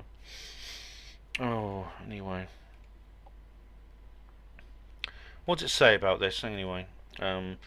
Try holding down refreshing. Why doesn't it do the things I want yet? We went live with the current version of Comment Freely, so you can continue to comment, but we are fully aware that a lot of features are still missing, which will be added. Okay, so if you put comments on there now, right, it'll work. You can put BitChute comments on now, and it should work. Unfortunately, if you put BitChute comments on with Disqus up till maybe when they did this changeover, which is quite recent, then those comments unfortunately are lost. What are some of the things that are missing? We'd like this project to have feature parity with Disqus and move beyond. It's an open source and comments are needed in so many different applications all over the internet. We believe it's a real possibility. Yeah, I agree. Good luck, mate. Good luck. I mean, I love BitChute. You are my heroes. Yeah. Where have the old comments gone? We obtained an export from Disqus a few weeks ago and requested another. Due to the number of comments, a normal export from Disqus doesn't work, so we've requested their assistance. Once we have their latest export, we will write some important tools and then import the comments onto Comment Freely. And you should get all your old comments back. Oh, right, okay. Well, that's good. I mean, maybe I can. If that's the case, then I'll answer them in the next comments reply video. How can I add memes? Oh, you can use a meme URL, image flip, Giphy, etc. Can I contribute to the code? You can, and it tells you how to do it. Can my company sponsor the project? You can. All right. Was this helpful? Yes, it was. Did you find what you were looking for? Yes. Okay. Anyway, that means probably that the other ones are gone as well. Let's have a look. Video banned. What's comments gone? Okay. I've had the video. Okay, let's have a look at the other one. Oxford Bay Morning. That's an old one. I mean, I think it looks like it does actually look as if this new BitChute page is a desktop interface, which means I might it may have just flipped over and I might have to put up with it. But it's actually, I'll get used to it. I don't think it is just the mobile one. Oh, it's bloody annoying, right? That I had a real bastard of a thing, right? Comments gone on that one. When basically my YouTube flipped over to mobile mode, it became unusable. It became useless. I was trying to use it on my desktop in mobile mode. Apocalypse soon. And let's have a look. No comments. Okay, so my BitChute comments are not visible at the moment. I'll come back to them later. Okay. Yeah, what happened was I did something, I don't know what it was, but for some reason my YouTube just turned into like the mobile version and the interface for smartphones, and it's useless on the desktop. I thought, what the hell is happening? I kept trying to refresh it and go back and things like that, and nothing would work. I had to go online. I had to look up how to do it, and once they told you how to do it, it's quite easy. But I thought, you bastard, how the hell did that happen? All right, guys, I'm just going to go through the. I'm just going to have a look at the new comments that have appeared on YouTube since I started started making this video, basically. So I'll just check those out. 3 or 4 weeks. Let's have a look. So let's have a look. What have we got here? So we go to Charles Scott's comment. Okay, and okay, Horrible Hairy Toes says on reply to comments 31. Oh, this is a thread. Okay. Oh right, he's just. I think he's just replying to my last. Right. Okay. Horrible Hairy Toes. I asked, why can't I see the Dalai Lapa's comments? I mean, you may have remembered I said this earlier on. Horrible Hairy Toes says, now you see it. Now it's done a runner in the heap and puffy smoke. Before your very eyeball. Oh, markabold, truly markabold. Oh yes, yeah, it's weird, isn't it? It really is weird. I don't know why that happened. You know, it's very strange. So now, where are we now? Go back, and we have Percy Axton. Oh, Percy Axton, 4 hours ago said on reply to comments. Oh, he's deleted it. He's deleted the comment. Too late, Percy. He said here, what's happened to happy slapper Larry Warren? Your chum seems to have disappeared, and so too has his much heralded documentary about how he's abducted by aliens at. And now I can't see the comment because it looks like he's deleted it. I will just go and check, actually. I'll just go and check my folder, because I mean, Percy, I want to give Percy a piece of my mind if that's him, if he's really done it. Because Percy is talking nonsense. Larry's not a happy slapper. Right, comments I haven't responded yet. Held for review, likely spam. Oh no, it's disappeared. Oh, brave and very intelligent old Percy Axton is simping so much that he made a comment and he's deleted it. Right, Larry hasn't. Firstly, you're talking about Capel Green. As I've already explained on this video, Capel Green is coming, and what's more, I think you should look for December. December is probably when you're going to see it. Now, I don't know. I'm in touch with people on the inside, but they haven't told me anything. But December is very interesting because December is the 40th anniversary of the Rendlesham Forest incident, which means that is an iron too hot not to hit. I think you're going to see because I must say, right, I'll tell you this much: the film is virtually finished, and it's an active project. It's not just going to be shelved; it's an active project. So let's just check library. I don't think I've had any comments on library. So yeah, let's have a look. 15 publishers. Let's have a look.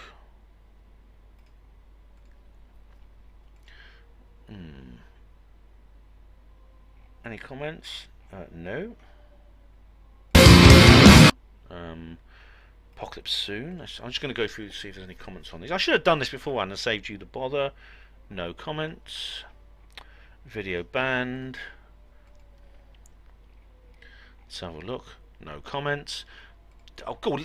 Who's going to be the first to leave me a comment on library, eh? Which of you wants to be? Which of you wants to do the honours? Star Wars. No comments. Livestream with Ren Michaelis. No comments. Truth Seekers Northeast off duty. For some reason there's no avatar on it. And there's no comments either. There's no thumbnail on it, I don't know why. Your 4x2s. Let's have a look. No comments. Comments box. Jack Barrett interview. No comments. Emlyn-Jones live at Truth Seekers Northeast. No comments. I think I'm going to leave you with a magical opportunity. A reply to comments 31. No comments. Why I'm not a Welsh nationalist. No comments. New York Times UFO live stream. No comments. The Great Escape.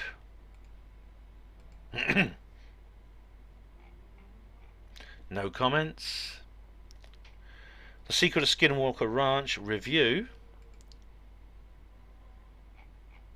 No comments. And finally, HPANWO TV on library. This is a library exclusive. No comments. You know, right, which one of you, this is the starting gun in a race, which one of you wants to be the first ever in HPANWO TV history to give me a library comment? Come on, race for it now. I'm putting my money on Barty's Den. I think you'll do it, or even Nothing as it seems. You guys seem to be the best at doing this. So let's have your bets now, ladies and gentlemen. Roll up, roll up, roll up.